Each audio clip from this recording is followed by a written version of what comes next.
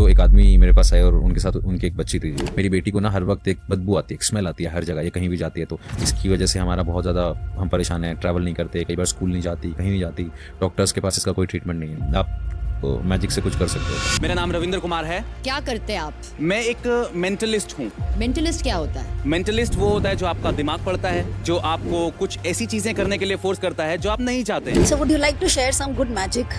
मैं अंदर महसूस कर पा रहा हूँ कि शरीर के एक हिस्से में एक डार्क एंटिटी है जो बाहर निकलना चाहती है, और मैं अभी उस एंटिटी से बात कर रहा हूँ। क्या ये नेगेटिव एंटिटी है? अगर नेगेटिव एंटिटी है या इसकी वजह से कोई नुकसान है या किसी भी तरीके का नुकसान है, तो हाथ ऊपर की तरफ घूम के मुझे हाँ में इशारा देगा। अभी कुछ देर में, कुछ सेकंड में मैं तुम्हारे हाथ को नीचे पुश करूंगा और मैं इस कम्युनिकेशन को बिल्कुल सीरियसली वोकल लेवल पे लेके आ रहा हूँ। तो जैसे ही मैं हाथ को नीचे की तरफ पुश करूंगा और मैं उस एंटिटी को अथॉरिटी दे रहा हूँ। So think about your most important person in your life. Now imagine करो कि आप अपने फेवरेट पर्सन के साथ, इंपॉर्टेंट पर्सन के साथ, you are going out somewhere. I felt कि वो जो नाम है दोनों का, पर्सन और प्लेस, वो एस से स्टार्ट हो रहा है। Correct. Right? What's the persons name?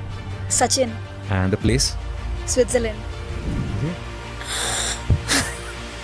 My God. हम सही स्टेट में गए। स्टेट में जाने के बाद मैंने पॉजिटिव एनर्जी से इसको कनेक्ट किया। तो जब हमने लाइट स्कैन किया तो आई रियलाइज कि बॉडी में कहीं कोई एक चीज़ है जिसकी वजह से परेशानी हो रही है। फिर जैसे जैसे हमने महसूस किया तो वो बढ़ी। उसके बढ़ने के बाद फिर मुझे रियलाइज हुआ कि हाँ, हम से डील कर रहे हैं। नमस्कार।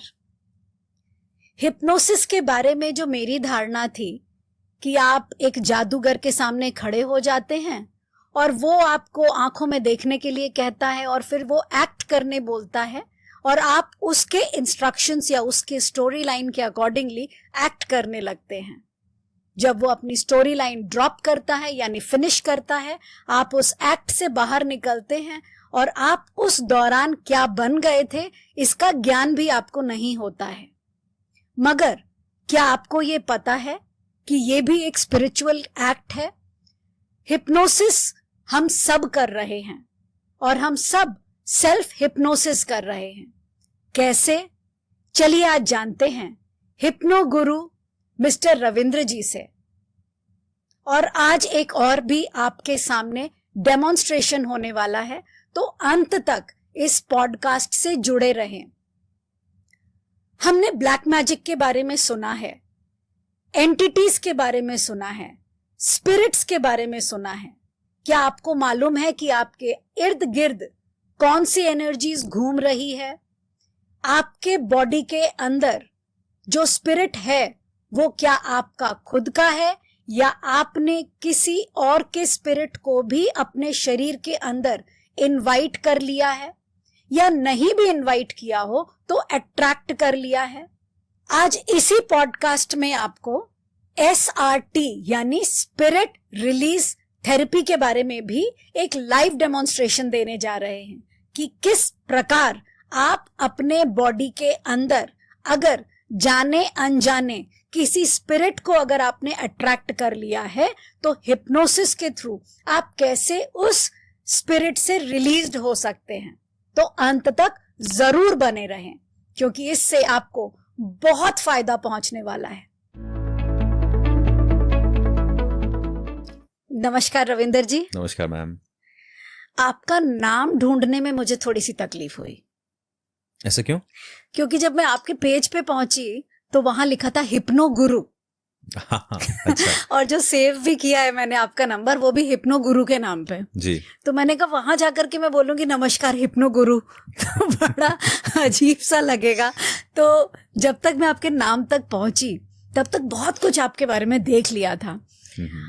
और देखने के बाद मन में ये सवाल आया कि हिप्नोसिस का यूज क्या है? What is the benefit of hypnosis?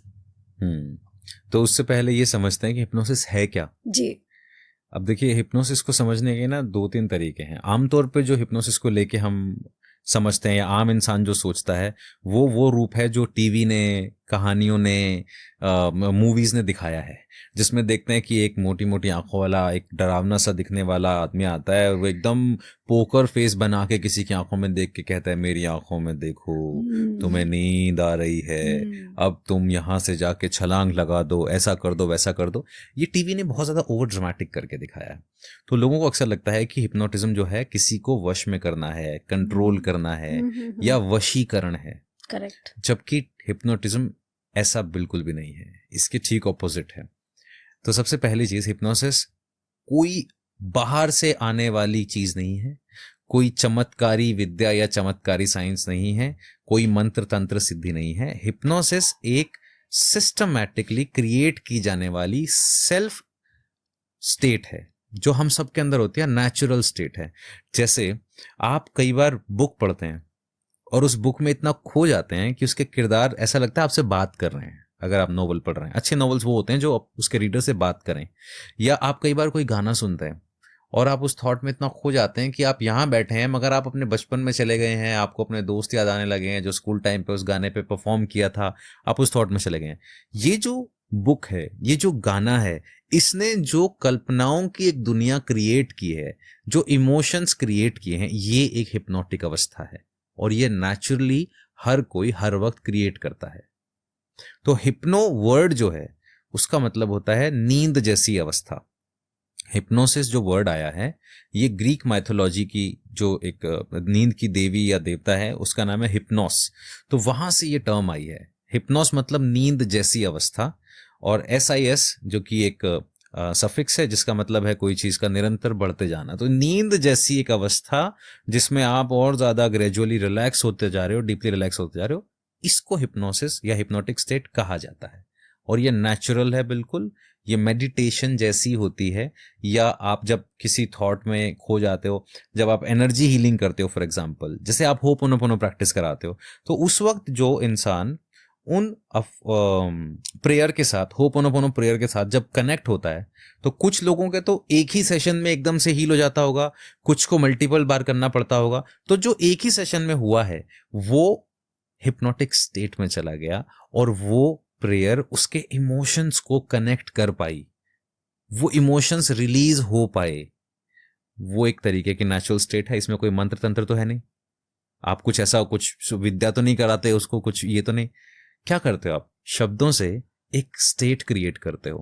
That is nothing but very similar to hypnotic state.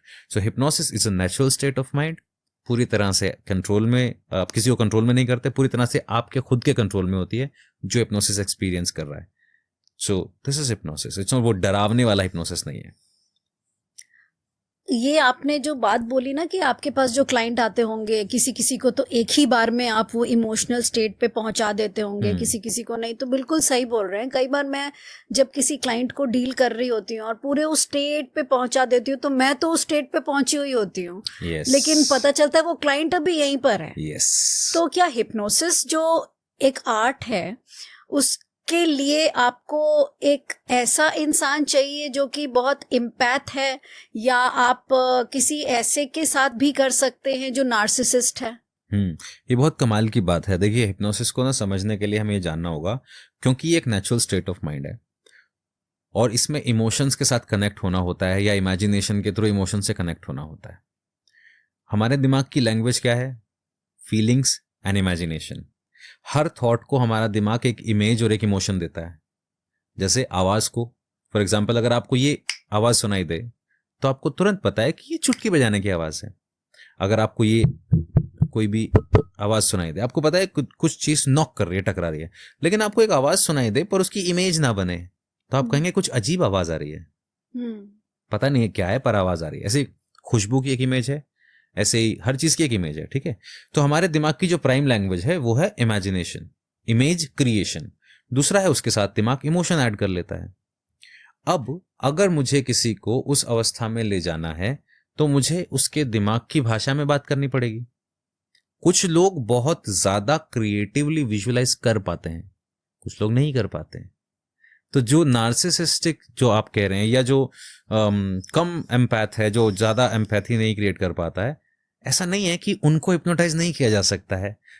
कि या तो उनको भी जा सकता है, उनके लिए अलग सिलेक्शन करना पड़ेगा, अलग तरीके की स्टेटमेंट्स यूज करनी पड़ेंगी, अलग तरीके के एग्जाम्पल। जैसे मैं अगर किसी को हिप्नोटिक सेशन में ले जा रहा हूं और मैं उसका कोई पास्ट का ट्रॉमा रिलीज करना चाहता हूं, तो मेरे लिए इंपॉर्टेंट है कि जो इमोशन मैं रिलीज कराना चाह रहा हूं ये वहां टैप करे एक बार, मैं अपने सब्जेक्ट को उस जोन में एक बार ले जाऊं ताकि हम उसको रिलीज कर सकें। अब हो सकता है कोई 5 मिनट में चला जाए, कोई 15 मिनट ले, कोई नेक्स्ट सेशन में आए, तरीके सबके अलग हैं। तो पहली बात, everybody is hypnotizable in this world, क्योंकि ये कोई ऊपर बाहर की चीज नहीं है, ये इमेजिनेशन और इमोशन का खेल है जो हम सब के अंदर होते हैं। तो first thing, everybody is hypnotizable. Second thing, level of imagination it can vary, किसी का बहुत डीप हो सकता है, किसी का बहुत कम हो सकता है, सबके होते हैं, सबको गाइड किया जा सकता है। And then third thing is, किसी को आपको हिप्नोटाइज करना है तो उसमें एक चीज आती है रेपो बिल्डिंग। अगर आपकी और उसकी रेपो स्ट्रांग है तो आपकी बातें भी उसको हील कर देंगी, कोई खास हिप्नोटिक स्टेट की जरूरत नहीं है। तो एवरीबडी इज हिप्नोटाइजेबल, इसमें वीक माइंडेड स्ट्रांग माइंडेड जैसा कुछ नहीं है, सबको किया जा सकता है, भले ही वो एम्पैथ हो, भले ही वो नार्सिसिस्ट हो, भले ही वो किसी भी वो हाईली एंशियस हो, वो कोई भी जोन का हो।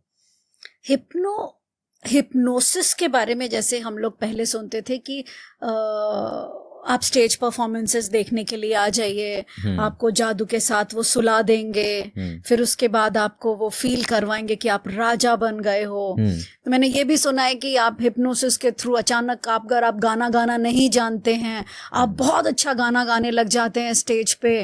मैंने ये भी सुना है कि अगर आपको गिटार बजाना नहीं आता है, अगर आपको हिप्नोटाइज कर दिया गया तो आप गिटार भी बजाने लगते हैं। क्या ये सच है? नहीं, ये कुछ मैंने बताया ना, ओवर एग्जैजरेटेड चीजें हैं हिप्नोसिस को लेके, जैसे जादू को लेके होती हैं, जैसे मैजिक को लेके होती हैं। जब तक आपको नहीं पता तब तक आपको मिरेकल ही लगता है और उसके बारे में ओवर एग्जैजरेशन होती है। ये इंसान की अपनी एक वो होती है, इमोशनल एक नीड है कि वो जिस चीज को सपोर्ट करता है उसको इतना बढ़ा चढ़ा के अक्सर बताता है कि बस ये दुनिया की सबसे, जैसे एवरी हीलर, चाहे वो हजारों हीलिंग मोडालिटीज इस दुनिया में एग्जिस्ट करती हैं, बट किसी की कोई तो फेवरेट होती है, तो आपका पूरा वर्क ऑफ लाइफ उसी मोडालिटी के आसपास घूमता है। तो आप उसी में बहुत सारे एक्सपीरियंसेस पैदा कर लेते हो, बहुत सारे डिफिकल्ट केसेस पैदा कर लेते हो, और वहीं दूसरा एक हीलर जिसने वो मोडालिटी को ज्यादा से अप्रिशिएट नहीं किया है, वो कहता है नहीं मुझे इसमें इतना स्ट्रांग नहीं लगता, ये अच्छी लगती है। सो हिप्नोसिस को लेके एक्चुअली नॉलेज कम है ना, तो मिसकंसेप्शन ज्यादा है। आप गिटार बजाने लगोगे अचानक से, ऐसा नहीं होता है। हाँ, अगर गिटार बजाना सीखना चाहते हो, हिप्नोसिस आपके फोकस को इंप्रूव कर सकता है, आपको बहुत ज्यादा स्ट्रांग डिजायर क्रिएट कर सकता है। जैसे मेरे पास अगर स्टूडेंट्स आते हैं, वो फोकस नहीं कर पाते, मेमोरी कंसंट्रेशन के इश्यूज हैं उनको, फ्रस्ट्रेटेड जल्दी हो जाते हैं, शॉर्ट टेम्पर्ड हैं, तो हम उनके माइंड को प्रिपेयर कर सकते हैं कि वो एग्जाम में बेटर परफॉर्म कैसे करेंगे। सीखना उनको ही है, नॉलेज रिटेन कैसे रहेगी, स्टडी उनको ही करनी है। फोकस इंप्रूव कैसे होगा, बैठना उन्होंने ही है। हम उनके माइंड को प्रोग्राम करके उन्हें सपोर्ट कर सकते हैं, माइंड के पैटर्न को रीडिजाइन कर सकते हैं, उसको एनहांस कर सकते हैं। तो ये ऐसा नहीं है कि आप वो कोई भी कोई भाषा बोलने लगेगा, वो बहुत अच्छा डांसर बन जाएगा, नहीं, ये सब ओवर एग्जैजरेशन है, ये मिसकंसेप्शंस हैं हिप्नोसिस को लेके। नहीं, लेकिन आजकल ये मिसकंसेप्शंस के साथ मार्केट में मिस सेलिंग हो रही है, बहुत ज्यादा मिस सेलिंग हो रही है। जैसे अगर आकर के कोई क्लाइंट ये कहता है कि मेरा बड़ा टॉक्सिक रिलेशनशिप चल रहा है, तो ऐसा भी बोला जाता है अरे कोई बात नहीं, हम ठीक कर देंगे, 5 मिनट के अंदर देखना वो तुम्हें आकर के आई लव यू ना बोले तो बता देना। तुम जाओ बैंक में और तुम्हारा अगर कोई लोन पास नहीं हो रहा है, तुमने जाकर के बैंक मैनेजर को ऐसे हिप्नोटाइज कर देना कि तुम्हारा केस पास हो जाए। तो लोगों के अंदर एक कॉन्फिडेंस भी जग रहा है कि वाओ, अगर ये इस मैंने थेरेपी तो नहीं, इस आर्ट फॉर्म से अगर हम कुछ कर सकते हैं तो पॉजिटिव एंड नेगेटिव बहुत, ये बहुत बड़ी विडंबना है मैम। पहली चीज, hypnosis is an art and science both. Art क्यों? क्योंकि इसमें जो आप लैंग्वेज यूज करते हो, जो आप इमेजिनेशन यूज करते हो, जो क्रिएटिव विजुअलाइजेशन यूज करते हो, आप अपने सब्जेक्ट को जिस स्टेट ऑफ माइंड में ले जाते हो, वो सही और आर्टिकुलेट शब्दों के बिना पॉसिबल नहीं है। जैसे आप अगर किसी को हील करते हैं तो आप पहले उस इमोशन को अपने माइंड में फील कर पाते हैं, तो ये आप उससे कनेक्ट हो पाते हैं। फिर उसको कन्वे कैसे करना है, ये एक आर्ट है। आर्टिकुलेटली आपको वो कन्वे करना आना चाहिए। फिर आता है ये स्किल और साइंस क्यों। साइंस इसलिए कि इसका स्टेप बाय स्टेप प्रोसेस होता है। हिप्नोसिस को लेके बहुत सारी मिसकंसेप्शंस है। मैंने बहुत सारे ट्रेनर्स के बारे में सुना है, बहुत सारे मेरे खुद के स्टूडेंट्स हैं जो कहते हैं हमने यहाँ भी ज्वाइन किया, वहाँ भी ज्वाइन किया।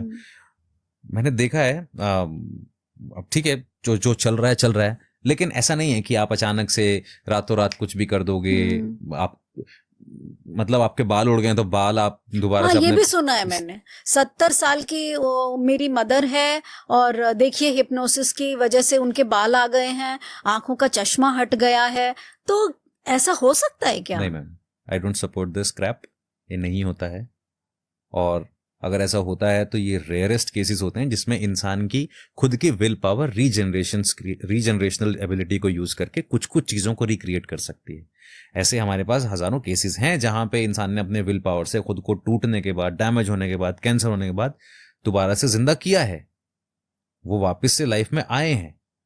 अगर आप उन रेफरेंसेस को देखें तो वो विल पावर का खेल है, उनकी अपनी विजुअलाइजेशन का खेल है। लेकिन इसको आप इस लेवल पे ले जाएंगे कि इंसान बैठे बैठे हवा में उड़ने लगता है हिप्नोसिस से। आप किसी की आंखों में देख के उसके अंदर कुछ भी फीलिंग क्रिएट कर सकते हैं। आप जो है दांत दोबारा पैदा कर लेंगे, चश्मा हटा लेंगे, आपकी थर्ड आई खुल जाएगी, आप टेलीपैथी करने लगेंगे। आप दिस ऑल इज स्क्रैप। ये गलत तरीके से पैक करके गलत तरीके से बेचा जा रहा है, and I do not support this. Hypnosis की भी लिमिट्स हैं। देखिए, मैं अगर आपको ये कहूं कि मैं आपका मान लो वर्कआउट करना है आपको, और आप देखते हैं कि आपको वर्कआउट 4 दिन तो जोश रहता है और 5वें दिन आप कहते हैं आप मेरा अपने आप ही मन नहीं कर रहा। जैसे मेरे पास एक ऐसे ही मैं बात कर रहा था तो उसने बोला भैया जब तक फीस नहीं देता हूं ना मैं तब तक जिम जाता हूं मैं, फीस देते अगले दिन से गायब हूं मैं। मैंने बोला कब से फील कर रहा था ये? अभी देखो ये हुआ, पिछले साल भी यही था। पिछले नाउ आई नो कि उसका एक पैटर्न है जो उसको भी पता है, और जितनी बार वो उस पैटर्न को रिपीट कर रहा है उतनी बार वो पैटर्न स्ट्रांग हो रहा है उसका।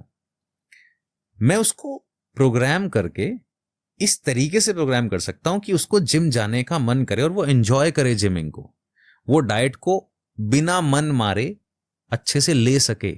अगर वेट लॉस कर रहा है तो उसको मन ना मारना पड़े, उसको अंदर से भूख की फीलिंग ही कम हो जाए। ये चीजें हम कर सकते हैं। ऐसा नहीं है कि आप हिप्नोसिस से यहां बैठ के आंख बंद करके सोचोगे कि मेरा वेट लॉस हो रहा है, मेरे बाल बढ़ रहे हैं, मेरी तीसरी आंख खुल गई है, मैं टेलीपैथी कर रहा हूं, मैं लोन पास करा लूंगा, मैं जिसको जो चाहूंगा वो वश में कर लूंगा। This is wrong, 100% wrong. ऐसा नहीं हो सकता है। I do not support this. तो ये इस वजह से हिप्नोसिस बदनाम है, क्योंकि जो ट्रेनर हैं, जिन्होंने जो टॉर्च बेयरर हैं, वही अगर इस तरीके की चीजें करने लगेंगे, सो दैट्स रॉन्ग।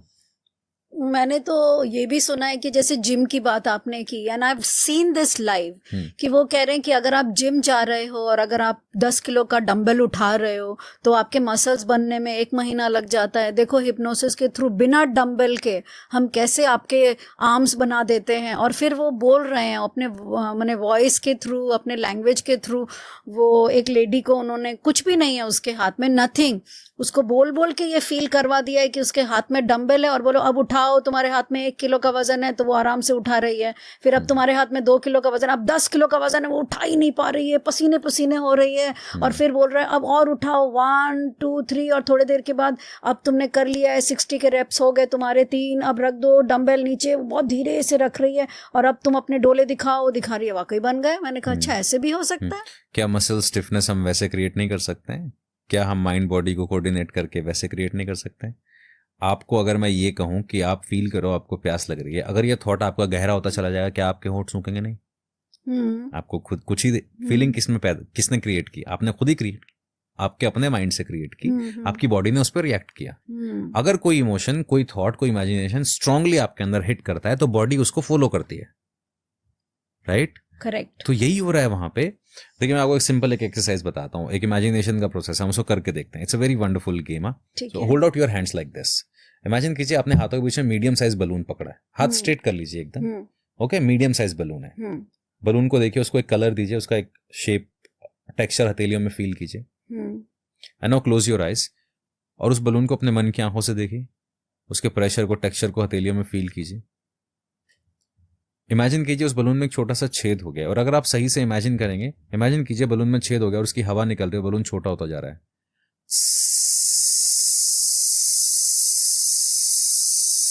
और जैसे जैसे बलून छोटा होता जा रहा है, आपके हाथ आपको फील हो रहे हैं जस्ट फील कीजिए, इमेजिन कीजिए। अगर आप माइंड एंड बॉडी से उसको सही में विजुलाइज करके फील कर पा रहे हैं तो you will see something, you will feel कि आपके हाथों में एक पुल क्रिएट होगा, जैसे बलून नीचे जा रहा है और बलून और छोटा होता जा रहा है, और छोटा, it's getting smaller and smaller and smaller and smaller and smaller. That's right. Open your eyes, put your hands down, put your hands down. Now अभी मैंने आपको ये कमांड दी, मैंने आपके साथ एक्सपेरिमेंट किया, आप 1 सेकेंड में ये एक थॉट आया and somehow you couldn't process that thought, right? Now if I do the same thing with somebody else, हो सकता है दे इंस्टेंटली फील बलून एंड उनके हाथ यहां तक आ जाए। सो डिफरेंस क्या है? You connecting with the idea of a shrinking balloon versus the other person connecting with the idea of shrinking balloon. Now if I go and say I have hypnotic powers, no, मैं 2 लोगों को same suggestion दे रहा हूं, आप पे नहीं कर रहा है, उस पे नहीं कर रहा है, तीसरे पे कर रहा है, तो जब मुझे कभी डेमोन्स्ट्रेशन करना होगा तो तीसरा इंसान मेरे लिए सबसे राइट सब्जेक्ट है। तो फिर मैं कहूंगा देखो इसके साथ ये हो रहा है तो तुम्हारे साथ भी हो सकता है। हर किसी की लैंग्वेज अलग है, हो सकता है आप वो चीज इमेजिन ही ना कर पाओ या वो फील ही ना कर पाओ, इस थॉट के साथ कनेक्ट ही ना कर पाओ। It goes with the same goes with any healing modality. तो जब आप सब्जेक्ट चूज करेंगे तो वो तो तभी कर पाएंगे ना जब आपने देखा कि 2 फेल हो गए, इनके साथ कनेक्शन नहीं हो पा रहा, लेकिन थर्ड वाला मेरे लैंग्वेज को जल्दी से कनेक्ट कर पा रहा है। तो ऐसे में अगर पर हीलिंग में ऐसा नहीं होता है, थेरेपी में ऐसा नहीं होता है। तो हिप्नोथेरेपी क्या होती है? हाँ, मैं उसी पे आ रहा हूँ। ये जो हमने किया, ये एक क्विक एक्सपेरिमेंट था, ये बताने के लिए कि कैसे माइंड एंड बॉडी कनेक्ट होते हैं। अब हो सकता है ये एक्सपेरिमेंट आपके साथ, आपके लिए ना हो, कोई और एक्सपेरिमेंट हो आपके लिए, किसी और थॉट के साथ आप बेटर कनेक्ट कर पाओ। For example, rub your hands like this, close your eyes and think of your favourite fragrance in your mind and imagine, think, feel कि वो फेवरेट फ्रेग्रेंस आप अपने हाथ पे अप्लाई कर रहे हो। And when you believe, when you feel कि वो फेवरेट फ्रेग्रेंस आपने हाथ पे अप्लाई कर ली है, जस्ट स्मेल योर हैंड्स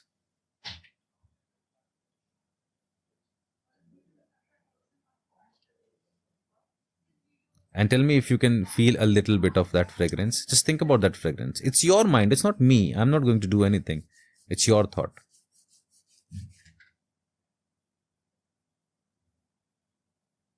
मुझे तो नहीं हो रहा है। That's completely up to you. It's completely up to you. If you are not able to feel that thought, that's your mind body connection. It's not hypnotist's job. Hypnotist सिर्फ help करता है आपको जोन में जाने में, अपने शब्दों से, अपनी फीलिंग से, अपने इमेजिनेशन के टूल को यूज करके। नाउ पॉइंट इज, थेरेपी में हम कैसे करते हैं? थेरेपी में it's very similar to any other therapy. एक लूप, एक step by step process follow किया जाता है। स्टेप 1 होता है इमेजिनेशन, स्टेप 2 होता है एक्सपीरियंस, स्टेप 3 होता है बिलीफ, स्टेप 4 होता है ट्रांसफॉर्मेशन। अगर इमेजिनेशन स्ट्रांगली यूज की जाए तो धीरे धीरे वो चीज एक्सपीरियंस में कन्वर्ट हो जाती है। फॉर एग्जाम्पल, अभी मेरे पास कोई आया और वो किसी पैटर्न को लेके परेशान है। लेट्स से उसको छोटी छोटी बातों पे गुस्सा आता है, लेट्स से उसको ट्रैफिक सिग्नल देखते ही गुस्सा आता है और रोड पे गाड़ी चलाने में बड़ी परेशानी होती है। तो कुछ तो ऐसा प्रीवियसली रिकॉर्डेड है उसके माइंड में जो उसको ट्रैफिक सिग्नल देखते ही उस इमोशन को ट्रिगर कर रहा है। Traffic signal is equal to anger, वो ट्रिगर हो रहा है, ठीक है? कुछ तो ऐसा है उसके दिमाग में। अब मुझे उसको इमेजिन नहीं कराना है, वो ऑलरेडी रिकॉर्डेड है उसके दिमाग में। मुझे सिर्फ उस ट्रिगर को एड्रेस करना है। जब हम उसको एड्रेस करते हैं, अपने आप वो इमोशन इवोक होने लगते हैं। जैसे मैं आपसे बात कर रहा हूं और मैं यहां बैठ के किसी के बारे में भी बात कर रहा हूं और मैं कुछ भी बात कर रहा हूं, आप उसमें 50% इन्वॉल्व होंगे। बट मैं यहां बैठ के आपके किसी बहुत मोस्ट इंपॉर्टेंट पर्सन के बारे में बात कर रहा हूं, क्या आपका इंडल्ज होने का जो लेवल है वो बढ़ेगा कि नहीं? बढ़ जाएगा। क्यों? इंटरेस्ट आएगा, इंटरेस्ट आएगा, आपकी जान पहचान, आपके पास डेटा ऑलरेडी है। फ्रेग्रेंस, बलून, ये डेटा एक्सपीरियंस में नहीं, ये डेटा है, इन्फो है। बैठ के कभी एक्सपीरियंस नहीं किया श्रिंकिंग बलून, लेकिन उस फेवरेट पर्सन के बारे में जो बात होगी वो आपको फील होगी, उसी टाइम कनेक्ट कर पाओगे। तो माय पॉइंट इज, थेरेपी में जब कोई हमारे पास आता है तो उसके पास रिसोर्सेज होते हैं। तो हम इमेजिनेशन या एक्सपीरियंस, इन 2 स्टेप पे जाते हैं। इमेजिनेशन मतलब उसको थॉट देना और उसके अंदर वो एक्सपीरियंसेस आना, भले ही वो इस वक्त एंजाइटी फील कर रहा हो या 1 घंटे बाद फील कर रहा हो या 1 महीने पहले फील करी हो, अगर वो उस स्टेट को एक्सेस कर पा रहा है तो एक्सपीरियंस के बाद मैं उसके अंदर एक्सपीरियंसेस को रिक्रिएट करूंगा और बिलीफ को ट्रांसफॉर्म करूंगा। आप जो देखते हैं कि मैंने स्लीप बोला और वैसे सो गया, या वो आंखें खोली और उसने देखा कि मैं बड़ा फनी है, यहाँ पे कुछ है, मुझे हंसी आ रही है, या मेरे मसल बन गए हैं, ये मोमेंटरी चेंजेस हैं। Therapy is a very long lasting effect, क्योंकि जब आप NLP करते हैं, आप होपोनोपोनो करते हैं, EFT करते हैं, रिकी करते हैं, आप प्राणिक हीलिंग करते हैं, कीगोंग करते हैं, कुछ भी आप करते हैं, सबसे पहला स्टेप क्या है? पहला स्टेप है जिस सब्जेक्ट के ऊपर वो हीलिंग मोडालिटी यूज की जा रही है वो उससे कनेक्ट कर पाए, और जैसे ही वो उससे कनेक्ट कर पाएगा, नाउ अब प्रोसेस अपने आप होने वाला है, फिर चाहे वो कोई भी मोडालिटी हो। तो थेरेपी में कनेक्ट कैसे करता है वो? उसके पास वो डेटा ऑलरेडी है, तभी कनेक्ट करता है। आप किसी 6 महीने के या 1 साल के बच्चे को होपोनोपोनो कराएं या NLP कराएं, हिप्नोसिस कराएं, उस पर उतना इफेक्टिव क्यों नहीं है? उसको पता ही नहीं इस डेटा का करना क्या है, वो सिर्फ रिपीट करेगा आपकी बात। इसीलिए हिप्नोसिस में आप बच्चे पे आसानी से 4-5 साल के बच्चे पे हिप्नोसिस अप्लाई नहीं कर सकते आप, क्योंकि उसको कहानियां सुना के हिप्नोटाइज किया जा सकता है, क्योंकि कहानियों का डेटा उसके पास है। उसको बलून की बजाय टॉम एंड जेरी वाला कोई एग्जाम्पल दिया जा सकता है, वो डेटा उसके पास है। इमेजिनेशन उसकी भी कलरफुल है, उसको हेल्प की जा सकती है उसके लेवल की बातें करके।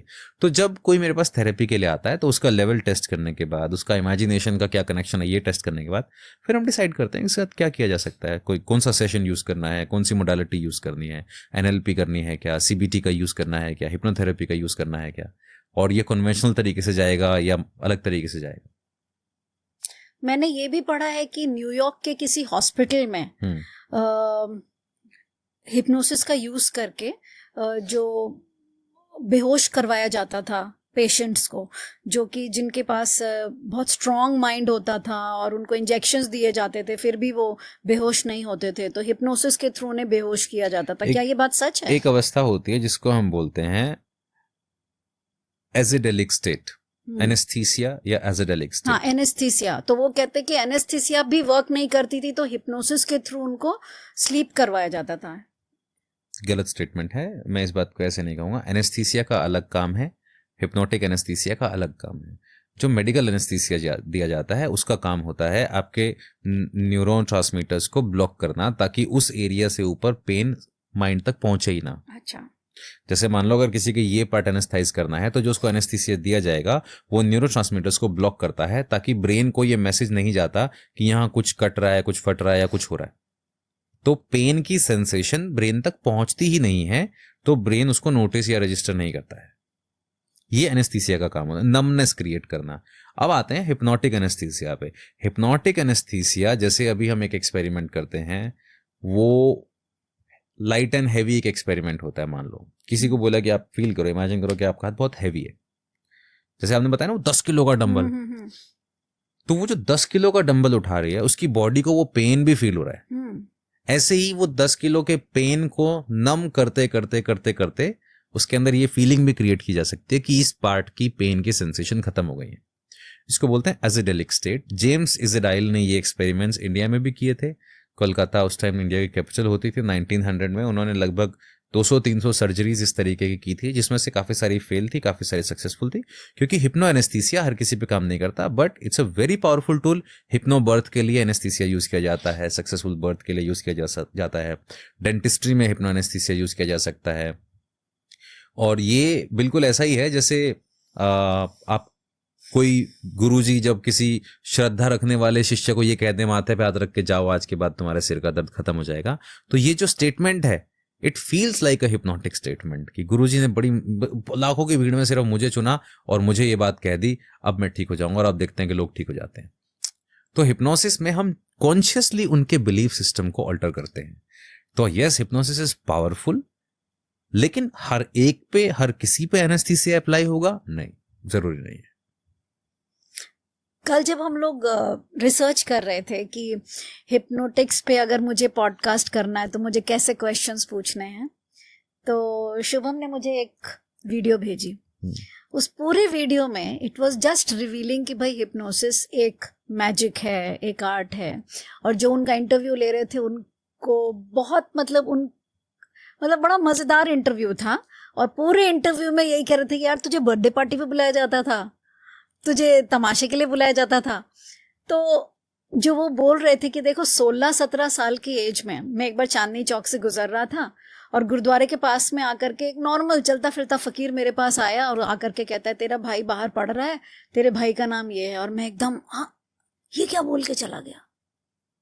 ना उसने कोई मोती बेचा, ना कोई माला बेचा, ना उसने मुझसे पैसे मांगे, बस आया मुझसे टकराया, बोल के चला गया।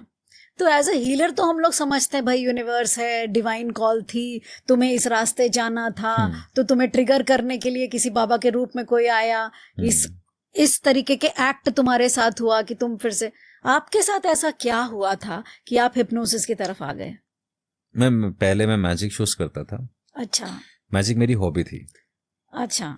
तो एज अ हॉबिस्ट मेरे को मज़ा आता था शोज़ में जाना, लोगों के साथ मैजिक करना, स्ट्रीट परफॉर्मेंसेस करना। फिर 2015 में इंडियाज़ गॉट टैलेंट में मैंने परफॉर्म किया। I was one of the finalist. तो शोज़ का लेवल बढ़ गया, बहुत अलग अलग शहरों में ट्रैवल करने लगा, बहुत जगहों पे ट्रैवल करने लगा। हिप्नोसिस मैंने सीखा था उस टाइम स्टेज शोज़ के लिए। अरे वाह। तो मैं स्टेज हिप्नोसिस करता था पहले, इंस्टेंट एंड स्टेज हिप्नोसिस। मुझे पता था इसका थेरेप्यूटिक यूज़ है, पर उतना स्ट्रांगली मैं इंक्लाइन नहीं था इसकी तरफ। तो एक बार मैं अपना शो ख़त्म करके जब अपना सामान पैक करके बाहर निकल रहा था, तो एक आदमी मेरे पास आए और उनके साथ उनकी एक बच्ची थी, उसने मुंह पे रुमाल रखा हुआ था, और उन्होंने बोला कि मेरी बेटी को ना हर वक्त एक बदबू आती है, एक स्मेल आती है हर जगह, ये कहीं भी जाती है, तो इसकी वजह से हमारा बहुत ज़्यादा हम परेशान हैं, ट्रैवल नहीं करते, कई बार स्कूल नहीं जाती, कहीं नहीं जाती, डॉक्टर्स के पास इसका कोई ट्रीटमेंट नहीं है, आप मैजिक से कुछ कर सकते हो क्या? It was a very innocent request. Now see, लोगों को अक्सर ऐसा लगता है कि चमत्कारी इंसान ठीक कर देगा किसी को भी, मंत्र तंत्र से ठीक कर देगा, मैजिक से ठीक कर देगा, हिप्नोटाइज करके पता नहीं क्या प्रॉब्लम दूर कर दी जा सकती है, या क्या ही कर दिया जाएगा, जैसे मेरे पति को मेरे वश में कर दो, मेरी एक्स को वापस ले आओ, हिप्नोटाइज कर दो, ये सब। बट ये ऐसे ऐसे होता नहीं। लेकिन मैंने उस अपॉर्चुनिटी को समझा और मैंने सोचा कि चलो एक काम करते हैं, क्विक एक्सपेरिमेंट करते हैं। मैंने सजेशंस को यूज़ किया। मैंने एक टिश्यू पेपर लिया, उसको फोल्ड करके एक फूल बनाया गुलाब का एक। तो वो फूल मैंने उस बच्चे को दिया और बच्ची को मैंने कहा कि इसमें से अभी आपको फ्रेग्रेंस आएगी। तो उसने जैसे ही उसका स्मेल किया उसने बोला हाँ आ रही है। अब मुझे स्टेप 1 क्लियर हो गया कि ये मेरे थॉट से कनेक्ट, मैं इसके थॉट से कनेक्ट कर पा रहा हूँ। नंबर 2, मैं इसकी स्मेल को हेलुसिनेट भी कर रहा हूँ, मैं करा पा रहा हूँ, जो मैं इसको फील कराना चाह रहा हूँ वो हो रहा है। तो अब मुझे पता है कि अब मैं यहाँ से इसको गाइड कर सकता हूँ। तो फिर उसके बाद मैंने उसको गाइड किया। मैंने बोला कि अब इसको अपने पास रखना, इस फ्लावर को, ये हमेशा आपको हेल्प करेगा। 7-8 दिन में ये धीरे धीरे इसकी फ्रेग्रेंस भी खत्म हो जाएगी और वो बदबू हमेशा के लिए खत्म हो जाएगा। पूरा उसको पूरा गाइड करके आ गया। And to my surprise I got a call from that person, और उसने बोला सर थैंक यू, आपने हमारी लाइफ बचा ली, हमारी बच्ची को बचा लिया, और मतलब हम लोग बहुत परेशान थे, my wife wants to meet you, और ऐसा वैसा ये वो, बहुत बहुत थैंक यू। और ये दैट डे आई रियलाइज कि मैंने ऐसा किया क्या है। Then I realise I used magic, I used expectations, I used their hope, and I came across as someone who is a powerful person, and then I used some suggestions on the basis of hypnosis. तो मैंने एक trance state create की बिना आंख बंद कराए, क्योंकि वो ऑलरेडी इस ट्रांस में थी कि मेरे पास कोई चमत्कारी शक्तियां हैं। तो ऑलरेडी वो एक हिप्नोटिक स्टेट में थी। मैंने सिर्फ उस अवस्था को यूज किया और उसमें थॉट्स प्लांट किए। तब मुझे समझ में आया कि hypnosis is not for fun only. और ये सब जो ये अक्सर मैजिशियंस बोल देते हैं हम स्टेज पे जाने के बाद ना कि अब मैं आपको हिप्नोटाइज कर रहा हूँ, आप वही देखोगे जो मैं दिखाऊंगा, आप मेरे वश में हो, बर्थडे पार्टीज में शोज करना। This is crap. हिप्नोसिस का इनसे कोई लेना देना नहीं है। Hypnosis is not magic. Hypnosis is there are no tricks. Hypnosis एक scientific step by step process है। पिछले लगभग 300-400 सालों से इस पे और ज़्यादा एग्रेसिवली रिसर्चेज हो रही हैं। 17th सेंचुरी में फ्रांस एंटन मेस्मर, जिनके नाम से मेस्मरिज्म वर्ड बना है, ही वॉज अ फिजिशियन। वो इसके मेडिकल यूसेस करते थे, उस पर रिसर्च किया। उसके बाद 18th सेंचुरी में आने के बाद, 19th सेंचुरी में आने के बाद James bread, he was the person जिसने इसको यूज करना स्टार्ट किया, जिसने हिप्नो और थेरेपी को कंबाइन करके टर्म बनाई, हिप्नोथेरेपी।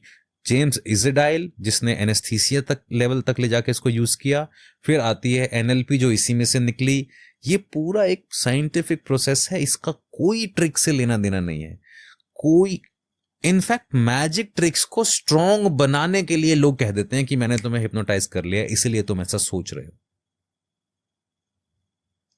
ऐसा नहीं है। Hypnosis is a tool, genuine therapeutic tool, जिसको stress, depression, anxiety, anger issues, past traumas, past previous painful experiences, fear, phobias, negative addictions, कुछ नया डेवलप करना है, अपनी परफॉर्मेंस इंप्रूव करनी है, फोकस इंप्रूव करना, इन सब चीजों के लिए यूज किया जाता है।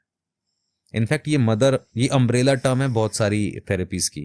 फिर चाहे आप रेकी कहो, फिर चाहे आप एनएलपी कहो, आप होपोनोपोनो कहो, जब तक राइट हिप्नोटिक स्टेट क्रिएट नहीं होगी, कोई भी ऑल्टरनेट हीलिंग उतना स्ट्रॉन्ग रिजल्ट नहीं ला सकती।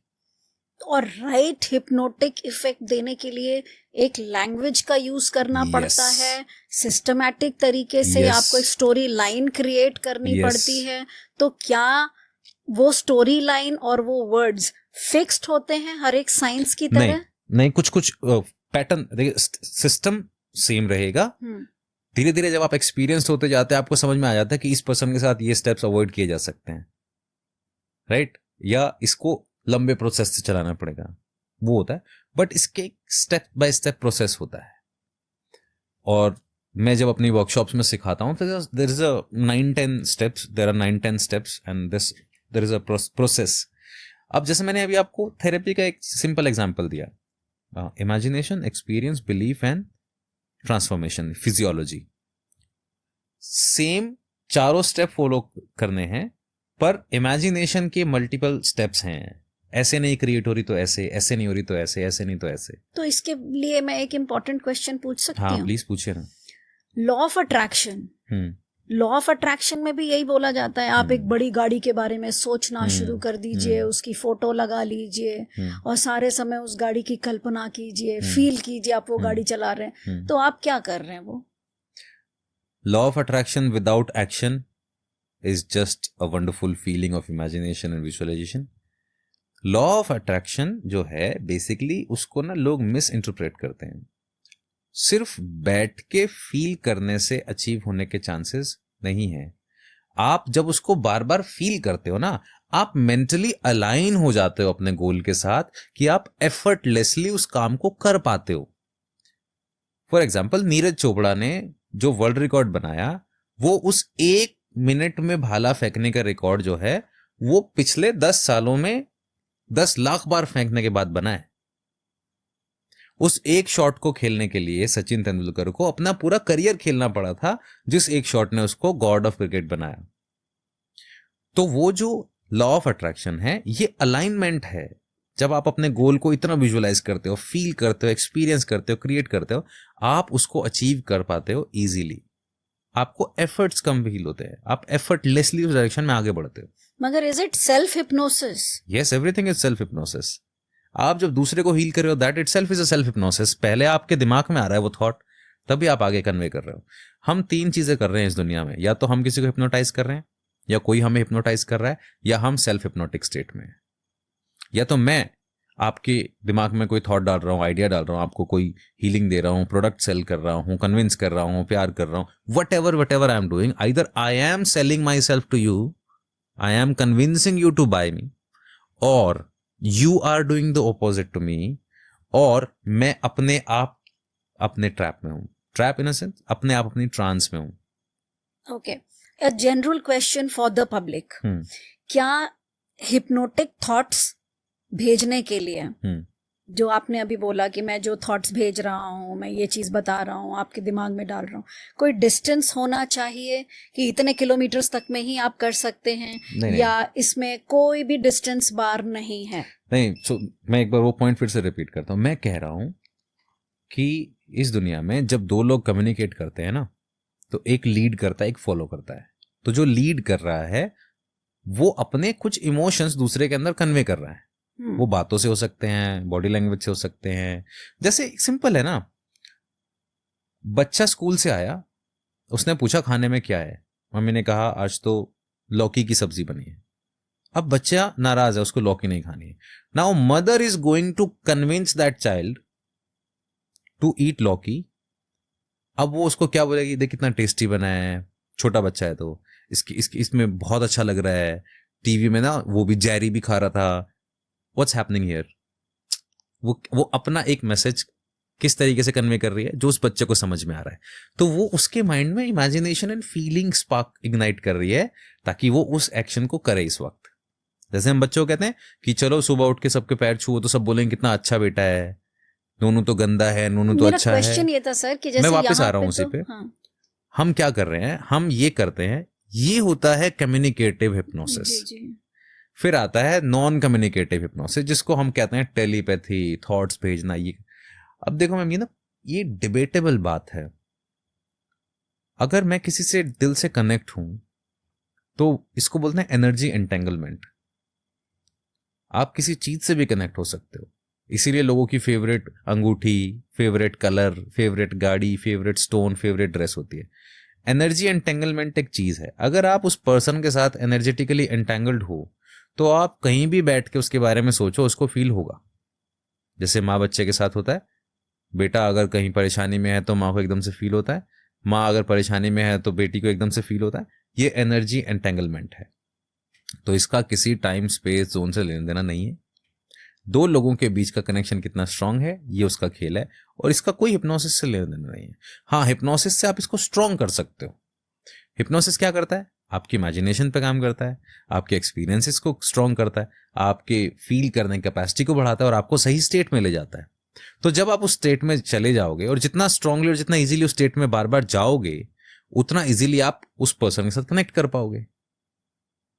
That's it. तो देयर इज नो टाइम और नो स्पेस, इसमें ऐसा कुछ नहीं है. जितना स्ट्रांग आप, जैसे ये दो लोग बैठे हैं, दोनों एक दूसरे को जानते नहीं हैं, क्या हिप्नोसिस के थ्रू दो अनजान लोग दोस्त बन सकते हैं या फील कर सकते हैं कि दोनों फ्रेंड्स हैं, दोनों इंट्रोवर्ट हैं? मैं एक हिप्नोटिस्ट हूं और ये दोनों मेरे पास आते हैं इस चीज को लेके, तो दोनों इंट्रोवर्ट हैं. अगर ये मेरे पास आते हैं इस चीज को लेके तो मैं ये स्टेट क्रिएट कर सकता हूं इनके दिमाग में. तो क्या आप थोड़ा सा हमारे दर्शकों के लिए ये एक स्टेट क्रिएट करेंगे जिससे कि आज की डेट में यूथ इस चीज को यूज कर सके? क्योंकि आज की डेट में यूथ कनेक्ट नहीं हो पा रहे हैं. उनका जो मेजर इशू है कि कनेक्शन प्रॉब्लम है, तो बड़ा रिलेशनशिप में ब्रेकेज हो रही है बार बार. यूथ का कनेक्शन प्रॉब्लम दूसरे के साथ इसीलिए डिस्टॉर्ट है क्योंकि definition of connection is distorted. आप एग्जाम्पल्स क्या ले रहे हैं? देखिए, कोई भी इंसान जो किसी भी काम को करना चाहता है, उसका मोटिवेशन और उसकी नॉलेज कहाँ से ले रहा है, ये सबसे इंपॉर्टेंट स्टेप है. मैंने अगर खाना बनाने की नॉलेज जो है वो किसी ईरानियन कुजीन के शेफ से ली है और मैं इंडियन किचन में खाना बना रहा हूं, तो इसका मतलब ये नहीं है कि मैं शेफ खराब हूं, मैं बस सही जगह पे नहीं हूं. दूसरा, मैं अगर खुद पे काम करूं और मुझे खाना बनाना आता हो तो मैं किसी भी कुजीन को थोड़ी सी एडॉप्टेबिलिटी के साथ यूज कर सकता हूं. सेम थिंग गोज विद, आपको दूसरों के साथ अगर कनेक्शन स्ट्रांग करना है, क्या आपका खुद से कनेक्शन स्ट्रांग है? There you need self hypnosis. आप जब सही स्टेट ऑफ माइंड में रहेंगे, कॉन्फिडेंट स्टेट ऑफ माइंड में रहेंगे, आप अपने आप के साथ लॉयल रहेंगे, आपको सारे कॉन्सेप्ट्स क्लियर होंगे, मुझे क्या चाहिए क्या नहीं चाहिए.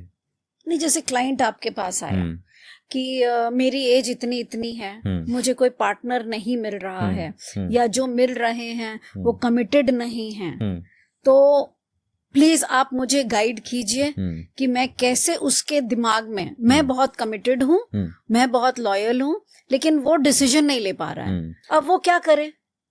देखिए ma'am, again the point is, hypnosis एक थेरेप्यूटिक टूल है, ना कि कोई चमत्कारी मिरेकुलस टूल.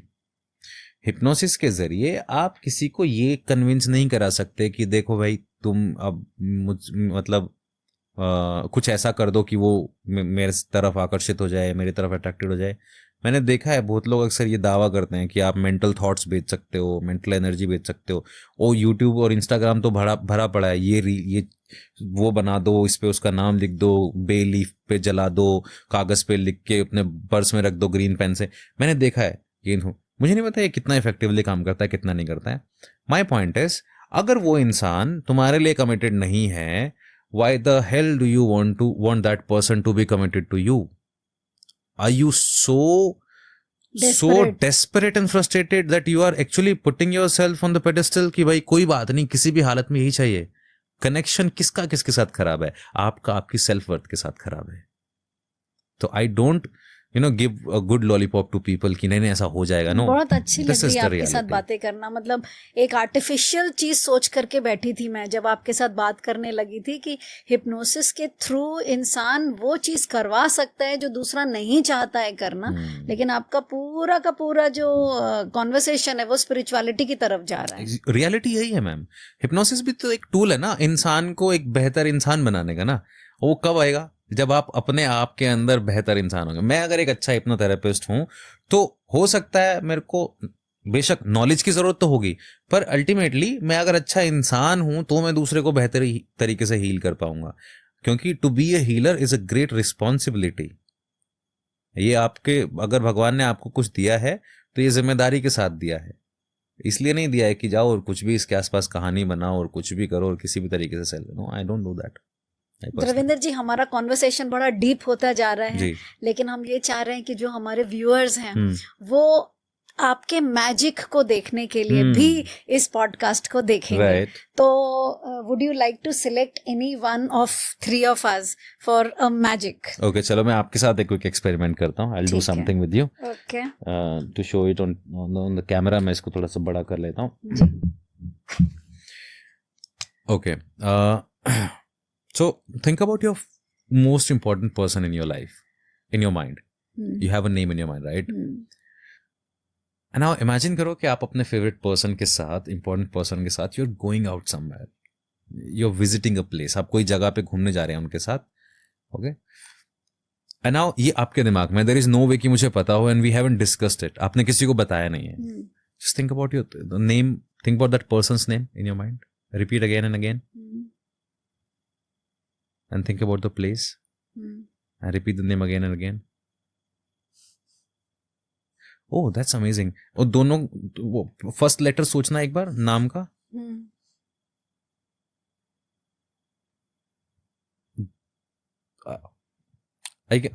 I felt कि वो जो नाम है दोनों का, पर्सन और प्लेस, वो एस से स्टार्ट हो रहा है.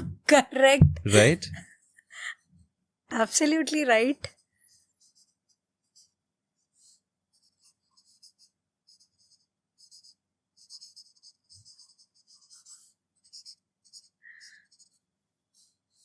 Okay. What's the person's name? Sachin. And the place? Switzerland. Is it? My God. How did you get that?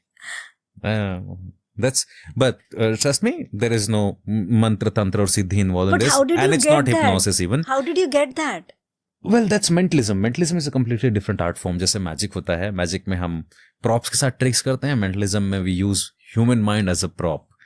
Little bit of understanding of body language, little bit of eye movement catch करना, facial expressions को समझना, and much more than that is tricks. मगर tricks के through भी आप नाम तक कैसे पहुंच जाते हैं? ये तो फिर आप ट्रेड सीक्रेट पूछ रहे हैं ना, वो कैसे बताया जा सकता है? मैजिक का तो मजा मैं तो आपसे पहली बार मिल रही हूँ. मैजिक का तो मजा ही ये है कि फिर वो अगर इस तरीके से रिवील हो जाएगा तो खुल जाएगा ना फिर वो. That's the beauty.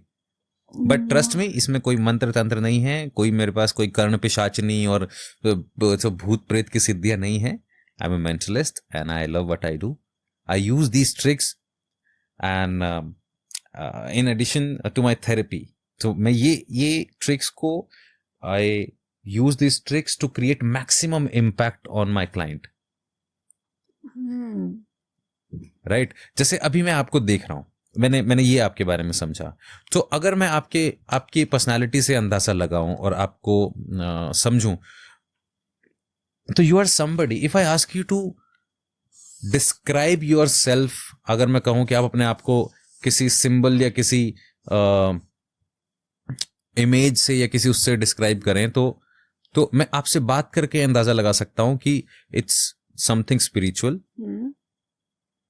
Not very religious, because there is a difference in religion and spirituality, and you understand that difference clearly. It's very easy, anybody can tell कि यस, अगर आपको अपने आप को किसी एक सिंबल में डिस्क्राइब करना है तो आप you would choose Om. Oh my God. राइट? Absolutely right. So now I know a lot of things about you. I'm in your mind. तो मतलब मुझे अब बहुत सोच समझ के आपके सामने बैठना होगा. नहीं, खैर, it doesn't work like that. Magic, mentalism, performing art forms हैं. ऐसा नहीं है कि मैं हर वक्त आपका दिमाग रीड कर रहा हूँ और जो आपके दिमाग में चल रहा है वो मैं यूज कर रहा हूँ या मैं उसको मैं देख पा रहा हूँ. No, it doesn't work like that. Entertainment के लिए होती हैं ट्रिक्स. मैंने ना एक ये जो अभी आपने किया, आई जस्ट सॉ लेटेस्ट की किसी मेंटलिस्ट ने ये बोला कि वो क्रेडिट कार्ड का नंबर भी रीड कर सकते हैं, किसी का भी. मतलब क्रेडिट कार्ड का नंबर, तो मुझे भी अपने क्रेडिट कार्ड का नंबर याद नहीं है. वो कह रहा है कि अगर क्रेडिट कार्ड आपके वॉलेट के अंदर भी होगा तो मैं आपके क्रेडिट कार्ड का नंबर भी रीड कर सकता हूँ. Is it possible? No ma'am, कुछ तो लिमिट्स होती हैं. हम लोग करने को तो बहुत सारी चीज़ें कर सकते हैं, पर कुछ लिमिट्स होती हैं. कुछ सर्कमस्टांसेस क्रिएट किए जाते हैं, उन सर्कमस्टांसेस में सब कुछ पॉसिबल है. Not in every circumstance. ऐसा नहीं है कि अचानक से आपके सामने आके मैं कुछ भी रीड कर लूँगा आपके बारे में, बट काफ़ी हद तक मैं आपके बारे में चीज़ों को पता लगा सकता हूँ, but not everything. And with the language help, जैसे अभी आप मेरे बारे में ये आपने बातें, मतलब it is very surprising. Sachin is my बेटा एंड हम लोग अभी प्लान ही कर रहे थे कि हम स्विट्जरलैंड जाएंगे. And yes, I am very connected to home. बहुत. और ये चीज़ें एक्चुअली में किसी ने पूछी नहीं कभी. आपने पूछी है तो मेरे मन में ये क्वेश्चन आया. So I am not a very social active person जो मैं रेगुलरली पोस्टिंग वगैरह करूँ. तो something very, I mean you have really triggered me to investigate more about this therapy और दिस आर्ट फॉर्म. तो अब मुझे ये बताइए कि क्या ऐसे ही आर्ट फॉर्म के थ्रू भूत प्रेत से भी बात कर लेते हैं आप? सी, मेरा मानना है कि जो एक विज्ञान है फिर पराविज्ञान है. राइट? जैसे हम बोलते हैं ना कि सुपर नेचुरल पावर्स है, सुपर नेचुरल एबिलिटीज. मेरा मानना है when you are more in your natural zone, people consider you to be someone supernatural. When you are more connected with your inner self, you can sense a lot of things around you. मेरा एक session होता है जिसमें मैं spirit रिलीजमेंट के cases लेता हूँ. That's called spirit releasement therapy. It's a different therapy. बहुत कम इसके ट्रेनर्स हैं और बहुत कम इसको लोग इस तरीके से सिखाते हैं या सीखते हैं. तो SRT में, स्पिरिट रिलीजमेंट थेरेपी में, उसमें मल्टीपल तरीके हैं कि हम कैसे कनेक्ट कर पाते हैं उस स्पिरिट या उस एंटिटी से जो किसी पर्सन के अंदर है या किसी जगह पे या किसी पर्सन को फील हो रही है या उसको परेशान कर रही है. और आपको पता चल जाता है उसके अंदर स्पिरिट है? कुछ सिम्टम्स हैं, कुछ सिग्नल्स हैं, उनसे पता चलता है. देन कम्स कि आप अंदर अपने आप से कितना कनेक्टेड हैं, आप कितना शांत हैं, तो आप आसपास की रिपल को कैसे फील करते हैं, कैसे एनर्जी को फील करते हैं. बट मैं फिर से वही कहूँगा कि ये भी एक मनोस्थिति होती है. तो मैं ऐसे नहीं मानता हूँ कि बिल्कुल भूत एकदम से ऐसा कुछ जैसा फिल्मों में दिखता है ऐसा होता होगा.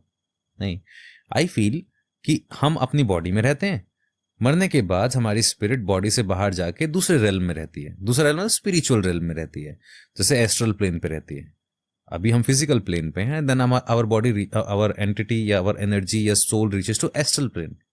तो एस्ट्रल प्लेन से जब कोई आदमी हायर फ्रीक्वेंसी पे वाइब्रेट करता है तो वो ऑटोमेटिकली हायर सोल से, स्पिरिट से कनेक्ट करने लगता है. इट्स लाइक वेरी सिमिलर, जैसे आप मेडिटेशन करते हैं, जैसे जैसे आपके चक्रास अलाइन होते जाते हैं, आप एक एक चक्र ऊपर उठते जाते हैं, तो हर एक चक्र आपको एक अलग तरीके का कनेक्शन देता है. तो जब आप सहस्त्रार तक पहुंचते हैं तब आप किसी और एक एनर्जी से कनेक्ट करते हैं, जिसको आप गॉड कहते हैं, जिसको आप अनहद कहते हैं, जिसको आप सच्चिदानंद कहते हैं, जिसको आप नेवर एंडिंग ब्लिस कहते हैं. तो ये फिर वो वाला लेवल है. तो इसका हिप्नोसिस से कोई कनेक्शन नहीं है, मेंटलिज्म से कनेक्शन नहीं है.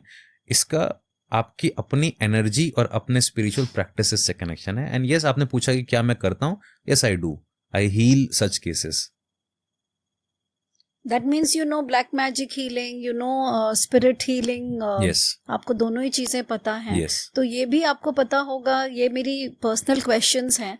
मैंने सुना है कि किसी भी एक बॉडी में 2-3 स्पिरिट्स भी आ जाती हैं. हाँ और वो 2-3 स्पिरिट्स एक नॉर्मल इंसान को एडिक्टेड बना देती हैं. जो बिल्कुल वेजिटेरियन होगा उसको अचानक से नॉनवेज खाने का मन करने लग जाता है.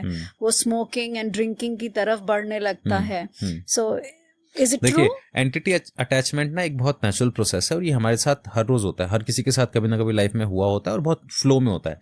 कहते हैं जब हम पैदा होते हैं ना तो हमारे साथ एक हमारी गाइडिंग स्पिरिट और एक हमारी अपने स्पिरिट, ये दोनों होती हैं. So it's like driver and conductor, ये हमारे साथ होते हैं. हमारी गाइडिंग स्पिरिट है जिसको हम एंजल ही स्पिरिट कहते हैं या हमारा गाइडिंग एंजल कहते हैं. दे आर आवर एंसेस्टर्स और they are our energy aura जो हमेशा हमारे साथ रहते हैं, जो हमें हर वक्त सही और गलत के लिए बताते रहते हैं या हमें पुश करते हैं, गाइड करते हैं क्या करना है. फिर आती है हमारी अपनी एनर्जी. फिर आती है आप जिस वाइब्रेशन पे, जिस फ्रीक्वेंसी पे वाइब्रेट कर रहे हो, आप उस रेल्म की चीजों को अट्रैक्ट करते हो. अगर आप हाई स्पिरिचुअल प्रैक्टिसेस करते हो तो आप अपर रेल्म की चीजों को कनेक्ट करोगे, जिनको हम बोलते हैं शुद्ध ऊर्जा, ईश्वरीय ऊर्जा, देवी साधना, जिसको हम बोलते हैं सात्विक सिद्धि, सात्विक कनेक्शन. देन अगर आप लोली वाइब्रेशन पे, फ्रीक्वेंसी पे वाइब्रेट करते हो, you attract pain, misery, suffering, you attract painful entities around you.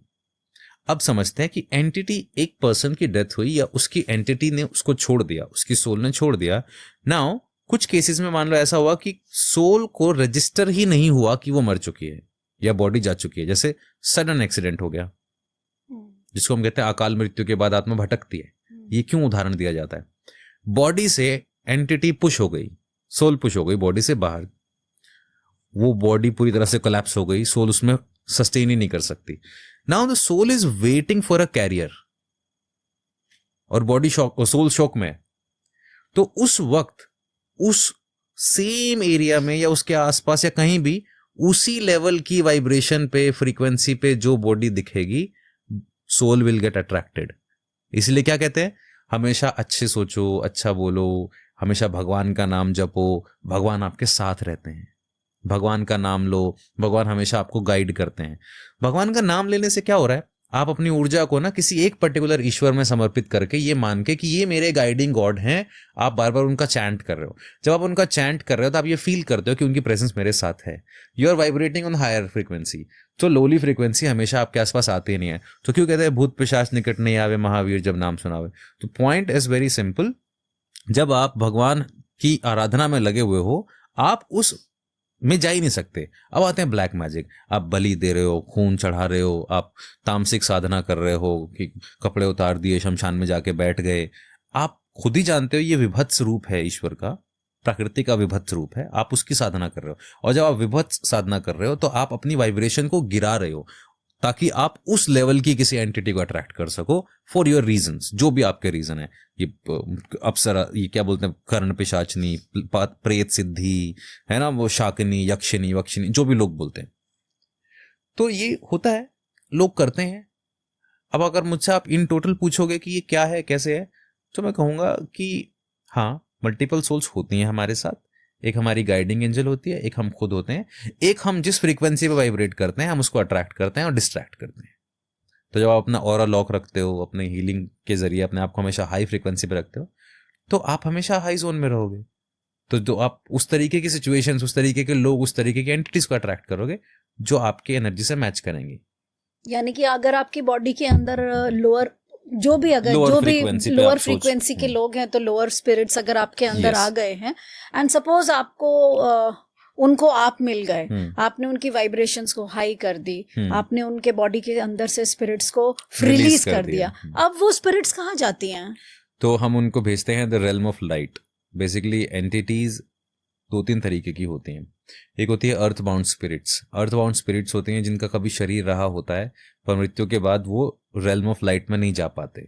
ये जिसको हम बोलते हैं मोक्ष द्वार, या जिसको वो एक जोन है, हायर प्लेन है वो. तो जो नहीं जा पाते उस अवस्था में, वो यहाँ पे ह्यूमन कैरियर ढूंढ लेते हैं. फिर आते हैं dark force entities. Dark force entities हैं जो यहाँ पड़े पड़े इतने जिद्दी हो गए उनको जाना ही नहीं है. वो बोलते हैं मैं प्रेत हूँ, पिशाच हूँ, मैं 1000 साल से हूँ, मैं यहाँ हूँ, मैं वहाँ हूँ. तो जब हम ऐसी एंटिटीज को रिलीज करते हैं हम उनको रेलम ऑफ लाइट में भेजते हैं. So they go and they move towards their next step which is reincarnation या लाइफ चक्र का फिर से भाग हिस्सा बन जाना, जीवन चक्र का हिस्सा बन जाना. तो मतलब अगर हमारे व्यूअर्स में से किसी के अंदर इस तरीके की प्रॉब्लम्स हैं तो वो आपको कांटेक्ट कर बिल्कुल सकते कर सकता है. आप हिप्नोथेरेपी सीखना चाहते हैं वो कर सकते हैं. एसआरटी मेरा पूरा एक रिकॉर्डेड ट्रेनिंग प्रोग्राम है जिसमें प्रैक्टिकल डेमोन्स्ट्रेशंस भी हैं. तो कोई सीखना चाहता है कि स्पिरिट्स कैसी होती हैं, क्या होते हैं, कैसे उनसे कनेक्ट करना है, वो भी बिना किसी मंत्र तंत्र साधना के एंड 100% सेफ एंड साइंटिफिक तरीके से. क्योंकि मेरा मानना है कि इन सब चीज़ों में आपका माइंड बहुत इंपॉर्टेंट है. It's your mind which creates and which experiences. तो माइंड को कैसे सही रखना है, कैसे उस जोन में जाना है, कैसे उससे कनेक्ट होना है. तो एक हीलर, एक थेरेपिस्ट होने के नाते मैं हमेशा ये सिखाता हूँ लोगों को कि ये सीखना चाहिए आपको, ताकि आप अपने आप को सही हाई वाइब्रेशन पे रख सको.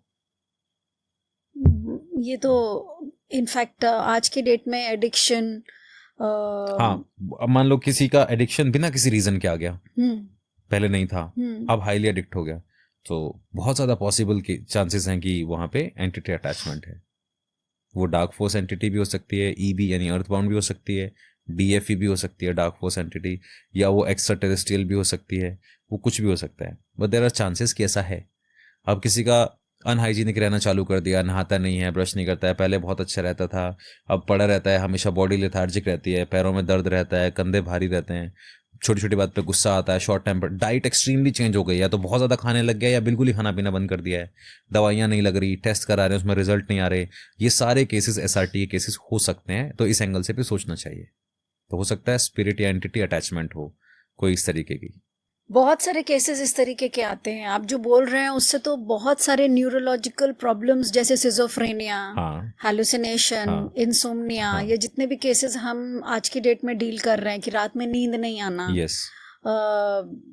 ड्रिंकिंग हैबिट्स की वजह से अपने आप को थोड़ा रिलैक्स फील करवाने का एक ट्रेंड जो चला आ रहा है, सोलो लिविंग भी आजकल बहुत स्टार्ट हो गई है, live in relationships, no commitments. तो इसमें हिप्नोसिस का कहीं कोई योगदान हो सकता है? सब जगह हो सकता है मैम.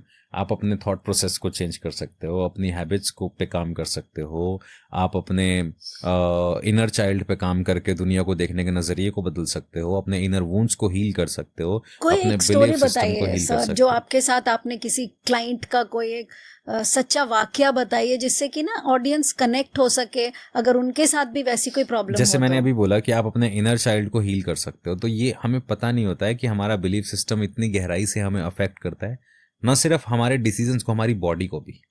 मैं आपको एग्जांपल देता हूँ इसका. तो मेरे पास एक केस आया एक बार, जब मैं सोनीपत में प्रैक्टिस करता था, आयुर्वेदिक हॉस्पिटल था, वहाँ पे मेरा कैबिन था, वहाँ प्रैक्टिस करता था. तो केस ये था कि एक कपल वो कंसीव करना चाहते हैं पर मिसकैरेज हो जाता था बार बार. शादी को 4-5 साल हो चुके हैं. दे वर अर्निंग वेल, प्रोफेसर्स थे, पैसा था, सब कुछ ठीक चल रहा था, उनका एजुकेशन सेंटर था, सब था.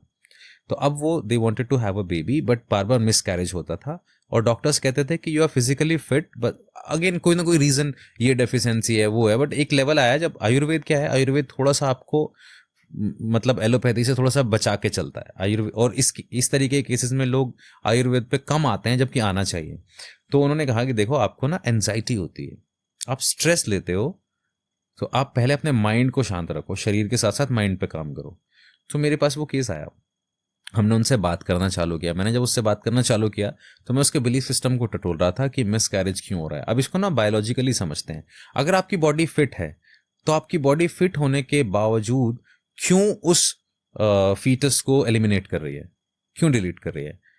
There is a threat in your core जो कहीं ना कहीं कुछ तो ऐसा क्रिएट कर रहा है कि ये अभी मुझे नहीं चाहिए. हमारी बॉडी कोई भी चीज बिना पर्पस के नहीं करती. हमारा माइंड कोई भी एक्शन बिना पर्पस के नहीं लेता, उसके पीछे कोई ना कोई रीजन होता है, अच्छा या बुरा. थ्रेट कोई ना कोई होता है या कोई इमोशन होता है.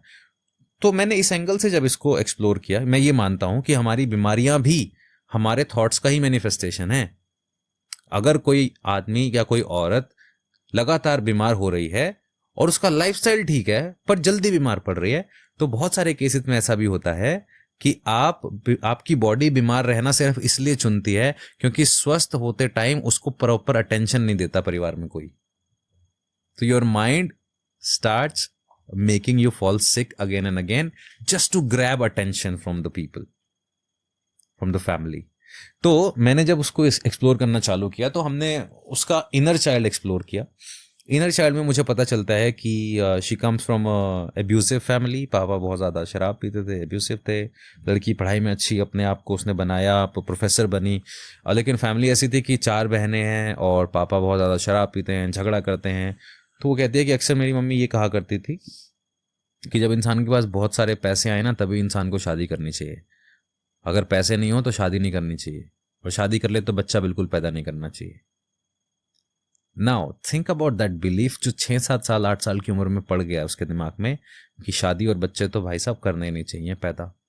पहला उसकी मम्मी का एक्सपीरियंस ये रहा कि वो एक अब्यूसिव मैरिज में थी और वो बड़बड़ करते हुए ये बोलती रहती थी शादी तो करनी नहीं चाहिए इंसान को, शादी तो करनी नहीं चाहिए, बहुत सारे पैसे हों आदमी को तब शादी करनी चाहिए, बच्चे तो तब पैदा करने चाहिए बहुत सारे पैसे हों. अब ये कौन बताएगा उसको कि वो तुम्हारी मम्मी की लाइफ के एक्सपीरियंस से तुम्हारे नहीं है. तो हमने पहले वो सॉर्ट किया. फिर मैंने उसकी फाइनेंशियल प्रॉब्लम्स को उसको फाइनेंशियल बैरियर को रिमूव किया कि how much money is a lot of money. क्योंकि मनी कंसर्न आपके अंदर सेंस ऑफ सेफ्टी को मारता है कि am I financially sound to have a baby. तो हमने उस डेफिनेशन को सॉर्ट किया. तो मल्टीपल सेशंस में 2-3-4 सेशंस में जब हमने इस पे काम किया, पुराने बिलीफ को रिलीज किया और फाइनेंशियल जो उसके पैटर्न्स थे जो उनको रिलीज किया, नए पैटर्न्स क्रिएट किए, healthy state of mind create की. अभी तो उसके शायद मैं जब मेरे पास वो आते थे, जब मैं प्रैक्टिस करता था 2018-17 में, तब उनके एक बेटी हुई थी. अभी शायद उनके एक और बच्चा भी है. Very nice, very nice. तो थॉट प्रोसेस इस लेवल पे अफेक्ट करता है. Very nice. कोई स्पिरिट वाली भी बताइए सर, जिसके बॉडी में कोई स्पिरिट हो. मेरे पास एक केस आया था स्मोकिंग सेसेशन और बहुत डिफिकल्ट वाला केस बताइए. स्मोकिंग सेसेशन का मैं बता दूं, मैं स्पिरिट रिलीजमेंट थेरेपी में आया कैसे. हाँ. मैं हिप्नोथेरेपी कर रहा था. मेरे पास एक केस आया स्मोकिंग सेसेशन का. लड़के को स्मोकिंग छोड़नी है. मैंने उसका सेशन लिया. स्मोकिंग के जनरली थोड़ा सा टाइम लगता है स्मोकिंग के केसेस में. अगर आपके क्लाइंट की विल पावर स्ट्रांग है और वो जेन्युइनली छोड़ना चाहता है तो आप उसको 5 से 7 सेशन में छुड़वा सकते हो. Otherwise it takes 10-15 sessions. और तब तक लोग टिकते हैं, उनकी विल पावर थोड़ा सा जवाब दे जाती है. और फिर लोग ये सोचने लग जाते हैं कि यार क्या पूरी जिंदगी नहीं पीऊंगा, क्या कभी पार्टी वार्टी में तो पी सकता हूँ ऐसा. तो स्मोकिंग छोड़ने के लिए आया एक लड़का. हमने उसके 2 सेशन किए. दूसरे सेशन के बाद उसको काफ़ी अच्छा रिजल्ट मिला. फिर रिलैप्स हुआ आफ्टर 1 मंथ, जो कि हो जाता है क्योंकि एडिक्शन स्ट्रॉन्ग है. तो हमने फिर मल्टीपल सेशंस किए. एक सेशन में वो इतना डीप एक स्टेट में था, एकदम से मैंने बोला कि now what is your role. हम मोटिवेशन पे बात कर रहे थे, मोटिवेशन ऑफ दिस एक्शन. अंदर से एक अलग सी आवाज आती है. वो एक भारी आवाज में कहता है कि मैं इसको छोड़ने ही नहीं दूंगा. तो जैसे ही वो आवाज चेंज होती है देन आई रियलाइज्ड कि यहाँ हम किसी और चीज से डील कर रहे हैं. मुझे पता था कि एक डिसऑर्डर होता है जिसको हम बोलते हैं स्पिरिट अटैचमेंट. एक जोन है माइंड का. माइंड ये फील करता है कि मेरे साथ कोई और है. अब मुझे पता है कि ये हिप्नोटिक स्टेट में है और कई बार खुद पे ब्लेम लेने की बजाय इंसान दूसरे पे ब्लेम डाल देता है. तो वो दूसरी आइडेंटिटी को क्रिएट कर लेता है अपने अंदर, जिसको हम डिसोसिएटिव आइडेंटिटी डिसऑर्डर कहते हैं या इसको हम मल्टीपल पर्सनालिटी डिसऑर्डर कहते हैं. फिर मैंने एनालाइज किया कि ये इतना कॉम्प्लिकेटेड केस नहीं है कि इसको मल्टीपल पर्सनालिटी डिसऑर्डर क्रिएट करना पड़े या इसको एक कॉपिंग मैकेनिज्म की तरह एक दूसरी आइडेंटिटी क्रिएट करनी पड़े अपने अंदर. तो स्पिरिट पोजेशन सिंड्रोम जो मैं बोल रहा हूँ, तो मैंने पहले इसको उस एंगल से डील किया. तो मैंने बोला तो क्या हो तुम, कौन हो, बात करना स्टार्ट किया. तो उसने बताया कि उसने अपना नाम बताया, एक बूढ़ी सी आवाज़ में उसने बात की. तो मैंने बोला तो तुम इससे कहाँ मिले. तो उसने बोला कि हॉस्पिटल में. अच्छा, तो ये बात हो गई. वो सेशन मैंने टाइम पे उसको रिलीज नहीं किया. मुझे पता नहीं था उसको रिलीज कैसे करना है, मुझे पूरी डिटेल में नॉलेज नहीं थी. लेकिन मैंने कॉन्वर्सेशन के जरिए उस सेशन को कनेक्ट किया, बंद किया, खत्म किया, उसको ट्रांस से बाहर लाया, उससे बात की. मैंने बोला तुम हॉस्पिटल में जाते थे क्या अभी. अब देखना कैसे कनेक्ट होती है एनर्जी. हाँ, वो पर्सन ने बोला कि मेरी दादी हॉस्पिटलाइज थी और मुझे अपनी गर्लफ्रेंड से बात करनी थी. और जब मैं अपनी गर्लफ्रेंड से बात कर रहा था तो मैं उससे इतना डेस्परेटली मिलना चाहता था क्योंकि हमारी लड़ाई हो रही थी, मैं बार बार उसको कॉल कर रहा था। अब वो लो फ्रीक्वेंसी पे वाइब्रेट कर रहा है, डेस्पिरेशन पे वाइब्रेट कर रहा है, और दादी को छोड़ के जा नहीं सकता है। अब उधर दूसरे वार्ड में एक आदमी की डेथ होती है जो स्मोकर है, लंग्स फेलियर, लंग्स खराब होने की वजह से, एक ओल्ड आदमी की एंटिटी रिलीज होती है और इसकी तरफ अट्रैक्ट होती है, क्योंकि ये उसी डेस्पिरेशन, जो एक स्मोकर वाली जो डेस्पिरेशन थी, एक सिगरेट, उस डेस्पिरेशन पे वाइब्रेट कर रहा है।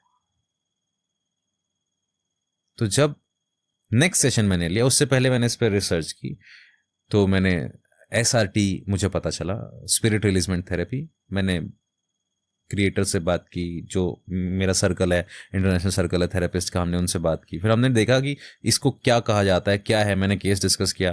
Then somebody mentioned SRT, then I started exploring SRT। फिर हमने SRT के जरिए एक मॉड्यूल तैयार किया, मतलब कुछ और दोस्तों ने मिलके, मेरे कुछ और थेरेपिस्ट फ्रेंड ने। जब हमने वो मॉड्यूल क्रिएट किया तो फिर हमने उसको सिस्टमेटिक तरीके से डिज़ाइन करके अप्लाई किया उस केस पे, एंड 2-3 सेशन के बाद हमने उसको रिलीज किया। और फिर उसके बाद उस बॉडी को लॉक कर दिया और उसने स्मोकिंग छोड़ दी। यस, मतलब रिलीज कर दिया। रिलीज करने के बाद आप एनर्जी से ही उसको हील करते हो और उस बॉडी को लॉक करते हो। वो जो जगह है जहां से वो स्पिरिट जाती है उसको हील एंड सील करते हो, वहां पे एनर्जी रिप्लेस करते हो। ये आपने क्या बोला सर? वो जगह है जहां से वो एंटिटी रिलीज होती है। मतलब जरूरी नहीं है किसी को एंटिटी सिर में फील हो सकती है, किसी को चेस्ट में फील हो सकती है, किसी को कंधे में फील हो सकती है, किसी को यहाँ फील हो सकती है, किसी को घुटने में फील हो सकती है। जब हम बॉडी स्कैन करते हैं तो बॉडी स्कैन करने के टाइम पे सब्जेक्ट्स को जब इनर स्कैन कराया जाता है तो पूछा जाता है where do you see that energy. कैसे स्कैन करते हैं आप लोग? एक सिस्टमेटिक प्रोसेस है, हम लोग कॉन्वर्सेशन के जरिए करते हैं। फिर एक लाइट स्कैन एक प्रोसेस होता है, उससे करते हैं। उससे पहले कुछ रिचुअल है, वो रिचुअल भी कॉन्वर्सेशन बेस्ड ही है, एनर्जी और उस पर मेडिटेशन पे बेस्ड है। तो लाइट स्कैन कराया जाता है, तो सब्जेक्ट खुद करता है, मैं गाइड करता हूँ, वो खुद करता है। तो मैं कहता हूँ कि तुम्हें अपने आप किसी ना किसी हिस्से में एक स्मोक या डार्कनेस या एक हैवीनेस, एक सेंसेशन, इस तरीके की अनईजी डिस्कम्फर्ट कुछ तो फील होगा, जस्ट टेल मी। तो कोई बोलता है मुझे शोल्डर पे फील हो रहा है, एक्यूट पेन फील हो रहा है, कोई बोलता है मुझे चेस्ट पे कोई बैठा हुआ महसूस हो रहा है।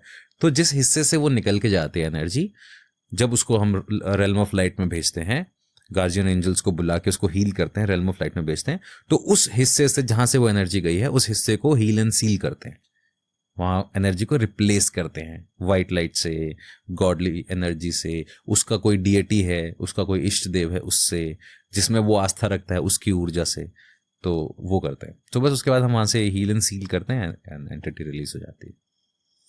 बहुत हैवी कॉन्वर्सेशन था तो सुनते सुनते मैं इस वाले में तो पूरा विजुअलाइजेशन पे चली गई। लेकिन ऐसे बहुत सारे केसेस हैं, एडिक्शन के, मास्टरबेशन एडिक्शन के, ड्रग एडिक्शन के, बहुत सारे, जहां पे आपको क्लाइंट कॉन्शियसली ये कह रहा है कि मुझे इससे बाहर आना है, पर कुछ और है जो बार बार मुझे पुश करता है। तो एक बार SRT एक्सप्लोर करना चाहिए। मैं ये नहीं कह रहा हूं कि ये स्किज़ोफ्रेनिया, DID ये सब SRT होता है, नहीं। मैं भी आप ही की तरह लॉजिकल सोचता था, मैं भी आप ही की तरह लॉजिकल हूं, लॉजिकल सोचता हूं, but there is a world जो इस वर्ल्ड के बाद भी है, तो हम डिनाई नहीं कर सकते। Correct sir. हिप्नोसिस के थ्रू जनरल पब्लिक का क्वेश्चन है, हिप्नोसिस के थ्रू रिलेशनशिप्स को, करियर को, जैसे 4 पिलर्स होते हैं लाइफ के, money, health, relationship and spirituality. Spirituality को लेकर के तो आपने बहुत अच्छे से समझाया कि हिप्नोसिस में एक प्रोसेस है, अपने आप से कनेक्ट होना चाहिए एंड ऑल। अगर पैसे की बात की जाए तो हिप्नोसिस के थ्रू क्या हम अपने मनपसंद करियर को, जितना हम ड्रीम करते हैं उतना पैसे को, हिप्नोसिस के थ्रू हम पर्टिकुलरली इसी चीज को लेके चलते हैं, क्या पैसे को भी हम अट्रैक्ट कर सकते हैं? क्यों अट्रैक्ट नहीं कर पा रहे हैं? क्योंकि आपका एक बिलीफ सिस्टम है जो कॉन्ट्रडिक्शन क्रिएट कर रहा है आपके एक्शंस के साथ। आप अचीव करना चाहते हैं एक पर्टिकुलर अमाउंट, लेकिन आप उतना स्ट्रॉन्ग डिजायर, उतना स्ट्रॉन्ग एक्शंस नहीं लेते। प्रोक्रेस्टिनेशन आ गया, या लिमिटिंग बिलीफ आ गए कि मेरे बस का नहीं है, मैं इतना ही कर पाऊंगा, पैसे वाले कुछ और लोग होते हैं, है ना। ये जितने भी रॉन्ग नेगेटिव बिलीफ्स हैं मनी को लेके, hypnosis can easily change and transform your belief about any area of your life. Health, आपका फाइनेंस, रिलेशनशिप्स, आपकी स्पिरिचुअलिटी, क्योंकि हिप्नोसिस डायरेक्ट आपके सबकॉन्शियस माइंड को हील करता है. आपका सबकॉन्शियस माइंड जो कि इमोशंस का पावर हाउस है, उसका हब है, जहां ये सारे पैटर्न्स बनते बिगड़ते हैं, जहां इमोशंस क्रिएट होते हैं. हिप्नोसिस आपके सबकॉन्शियस माइंड को ही एक्सेस करने में मदद करता है. तो जब हम उसको एक्सेस करते हैं, हम उसके अंदर ट्रांसफॉर्मेशन ला सकते हैं. तो कुछ आप बता सकते हैं मेरे व्यूअर्स को कि कुछ ट्रिक्स आप बता सकते हैं जिसको वो फॉलो करें प्रॉपरली, एकदम मतलब उनको 100% गारंटीड रिजल्ट मिल सके, ऐसे कोई ट्रिक्स बता सकते तो ये हैं? 100% गारंटी रिजल्ट सिर्फ एक ही कंडीशन में मिलते हैं, जब आप 100% गारंटीड हो कि आप कमिटेड हो ये ट्रांसफॉर्मेशन पैसे लेने लाने के लिए सर सारे कमिटेड बैठे होंगे. आप वो तो देखिए, देख ही रहे होंगे कि पैसे वाला कब क्वेश्चन है और मैं 100% देखिए, फॉलो करूं. मैं आप सिर्फ तक तो पहुंच नहीं पाएंगे, लेकिन आप उन तक पहुंच सकते हैं. तो मैं यही कहूंगा कि हिप्नोसिस को, सेल्फ हिप्नोसिस का एक बहुत अच्छा आपने सुना होगा ऑलरेडी. आपने अफर्मेशन सुने होंगे, आपने ग्रेटिट्यूड के बारे में बात की होगी. आई बिलीव आप भी इस बारे में बात करती हैं. तो जब आप ग्रेटिट्यूड के बारे में बात करते हैं, अफर्मेशंस करते हैं, आप क्या कर रहे हैं? पैसा तो नहीं बरसा रहे हैं आप ऊपर से, आप अपने आप को ट्यून कर रहे हैं. आप जब अपने आप को फाइन ट्यून करते हैं, अट्यून करते हैं, तो ऑटोमेटिकली आपके एक्शंस प्रोडक्टिव रिजल्ट देते हैं. अगर रिजल्ट नहीं भी दे रहे हैं तो आप नेगेटिव फील नहीं करते हो अबाउट योर एक्शंस. तो सबसे इंपॉर्टेंट एक प्रैक्टिस जो मैंने बहुत की है वो ये, जब भी आप पैसा खर्च करते हो, अक्सर लोग जब पैसा खर्च करते हैं कोसते हैं, हाँ, मन नहीं करता देने मन का. नहीं करता देने का. नाउ जस्ट इमेजिन, ये भी तो फ्लो है ना, एनर्जी का फ्लो है ना. तो जब भी आप पैसा खर्च करें, सिर्फ इतना कहें, thank you money for helping me out in this, come back with your friends. एक तो ये एक प्रैक्टिस है, थैंक यू मनी. एक बहुत अच्छी बुक है केन होंडा की, उसका नाम है psychology of money. The psychology of money is different. Happy money. Happy money, हाँ. Happy money. तो this is very wonderful technique, I just loved it. दूसरा आप एक चीज कर सकते हैं, money is not something to be, it's not something that you should run after it always. ये हमारा रॉन्ग बिलीफ है जिसने सिखाया है कि उठो, खड़े हो, मेहनत करो, पैसा कमाओ. You can achieve all the great success by doing what you are good at. Money is a by product of your best services. तो hypnotize yourself, see yourself. Hypnotize से मेरा मतलब है close your eyes and feel करो, imagine करो, वो images create करो, वो सेंटेंसेस बोलो कि जब तुम इतना या एक्स अमाउंट तुम्हारे पास होगा तो तुम कैसे इंसान होगे. जैसे ही आपको वो इमेज क्लियर हो जाएगी, जैसे मैंने अभी आपसे पूछा, आपने कहा कि क्योंकि मैं इन चीजों के बारे में ज्यादा सोचती नहीं हूं, ज्यादा सोशली इतना ओपन. आज मैंने आपसे पूछा तो आपने सोचा ना. Similarly if I ask you कि आप 1 करोड़ रुपए कमाना चाहते हो, तो उसके बाद आप क्या बन जाओगे, कौन इंसान होगे आप, करोड़पति, आपका करोड़पति वर्जन कैसा है, तो उस करोड़पति वर्जन को अभी से फील करो, अभी से देखो, अभी से इमेजिन करो. तो धीरे धीरे आपके अंदर वो ट्रांसफॉर्मेशन अपने आप आने लगेगी. 1. Second, money is not something कि जिसके पीछे आप भागो. Money always flows. 3rd, पैसा खर्च करते हुए रोना नहीं है, कोसना नहीं है. अफर्मेशन चाहे कोई मर्जी कर लो आप. उसके अलावा अगर आपको एक मनी की प्रैक्टिस करनी है, ये भी एक तरीके का रिचुअल है आपको अपने आप को अगर करना है, तो आप एक स्पेस बनाओ अपना, जहां आप अपना वॉलेट, अपना पैसा रखते हो रात को सोने से पहले. वो स्पेस आपका ड्रॉर हो सकता है.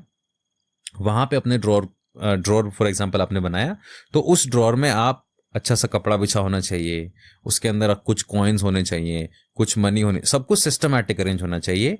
और जब आप जाओ तो वॉलेट वहां रखो, बंद करो और सो जाओ. And simply feel my money is with me and money keeps coming to me. तो ये जितने अफर्मेशंस हैं, ये सेल्फ हिप्नोसिस ही है. ये जो बिलीफ सिस्टम है, ये सेल्फ हिप्नोसिस ही है. लॉ ऑफ अट्रैक्शन है, ये सेल्फ हिप्नोसिस ही है. आप ये देख लो कि आपका कौन सा बिलीफ आपको मनी के प्रति आगे बढ़ने से रोक रहा है, और वो समझ में आएगा कि आप पैसे को क्या मानते हो. अगर आप कहते हो पैसा भगवान है, तो फिर आप दास हो, फिर आप गुलाम हो, क्योंकि आप फिर आपको भक्त बन के भगवान मिलेगा, क्योंकि ये सिखाया गया है कि भगवान को पाने का जरिया तो भक्ति है. अगर आप कहते हो पैसा तो भगवान नहीं है, पैसा मेरा दोस्त है, फिर आपके पास और रास्ते खुलते हैं. आप कहते हो पैसा मेरे हाथ का मैला, फिर आपके पास और रास्ते खुलते हैं. पहले तो find your money connection, then stop crying over when you are spending money. 3rd, money comes to you, enough money is given, you are abundant, always feel that. Fourth, अपने आप के साथ एक स्ट्रॉन्ग कनेक्शन बनाओ. आप जितना अंदर से खुश और हेल्दी रहोगे उतना बेटर आप परफॉर्म करोगे. जितना बेटर परफॉर्म करोगे उतना प्रोडक्टिव रिजल्ट आएंगे. जितना अच्छे रिजल्ट आएंगे उतना आप उसको मनी में कन्वर्ट कर पाओगे. So mind is important. मैं वो नहीं बता सकता कि आप बैठ के ये मंत्र करो, बैठ के ऐसा करो, वो करो. आपको ना एक गिटार में से धुन निकालनी पड़ती है. नहीं, बहुत सारे आते ना, ये बोलो, ऐसे बोलो, 21 बार बोलो, 108 बार बोलो, पैसा आने लग जाएगा. इतनी देर से बात करके आपको समझ में आ गया होगा. मैं बिल्कुल हाँ. लॉजिकल सी बात करना पसंद करता हूँ क्योंकि मुझे पता है हम इंसान ही हैं जिन्होंने सारी चीजें अपने लिए बना रखी हैं. पर आप बैठ के अचानक से ये चैंट करने लग जाओ, वो चैंट करने लग जाओ, तो कुछ भी चैंट कर लो, अगर आपकी आस्था है उसमें तो वो काम करेगा. मतलब आपका कहने का मतलब है कि ग्रह नक्षत्र अगर खराब भी हो लेकिन आपका माइंड अगर आप आपसे यहाँ बड़ा से- कनेक्टेड है Yes. तो आपको वो ग्रह नक्षत्र और एस्ट्रोलॉजी पे नहीं जाना चाहिए. You have to be connected to yourself. आपको सब कुछ मिल जाएगा. क्यों बोलते हैं रेमेडी, क्यों देते हैं आपको? रेमेडी देने के बाद आपको क्या होता है? आपको किसी ने बोल दिया आप बीज मंत्र का जाप करो, 1,00,000 बार आप ये जाप करो, आप ठीक हो जाओगे. या आपकी ये दशा शांत, या आप राहु है तो आप कुत्ते को बिस्किट खिला दो, आप ना दूध पिला दो, आप ये कर दो, वो कर दो. अब ये रेमेडीज क्या कर रही हैं? ये रेमेडीज आपके अंदर के उस फियर को रिलीज करा रही हैं, ये फील करा के कि आई am doing something for my self, कि मैं ये करूंगा ना तो राहु देव खुश हो जाएंगे. Now go and ask Japanese, वो राहु को जानते भी नहीं है. They know a different planet, right? There astrology is different. go to China, they have their animal astrology, वो अलग है. go to Africa somewhere, they use different bones and stones and everything.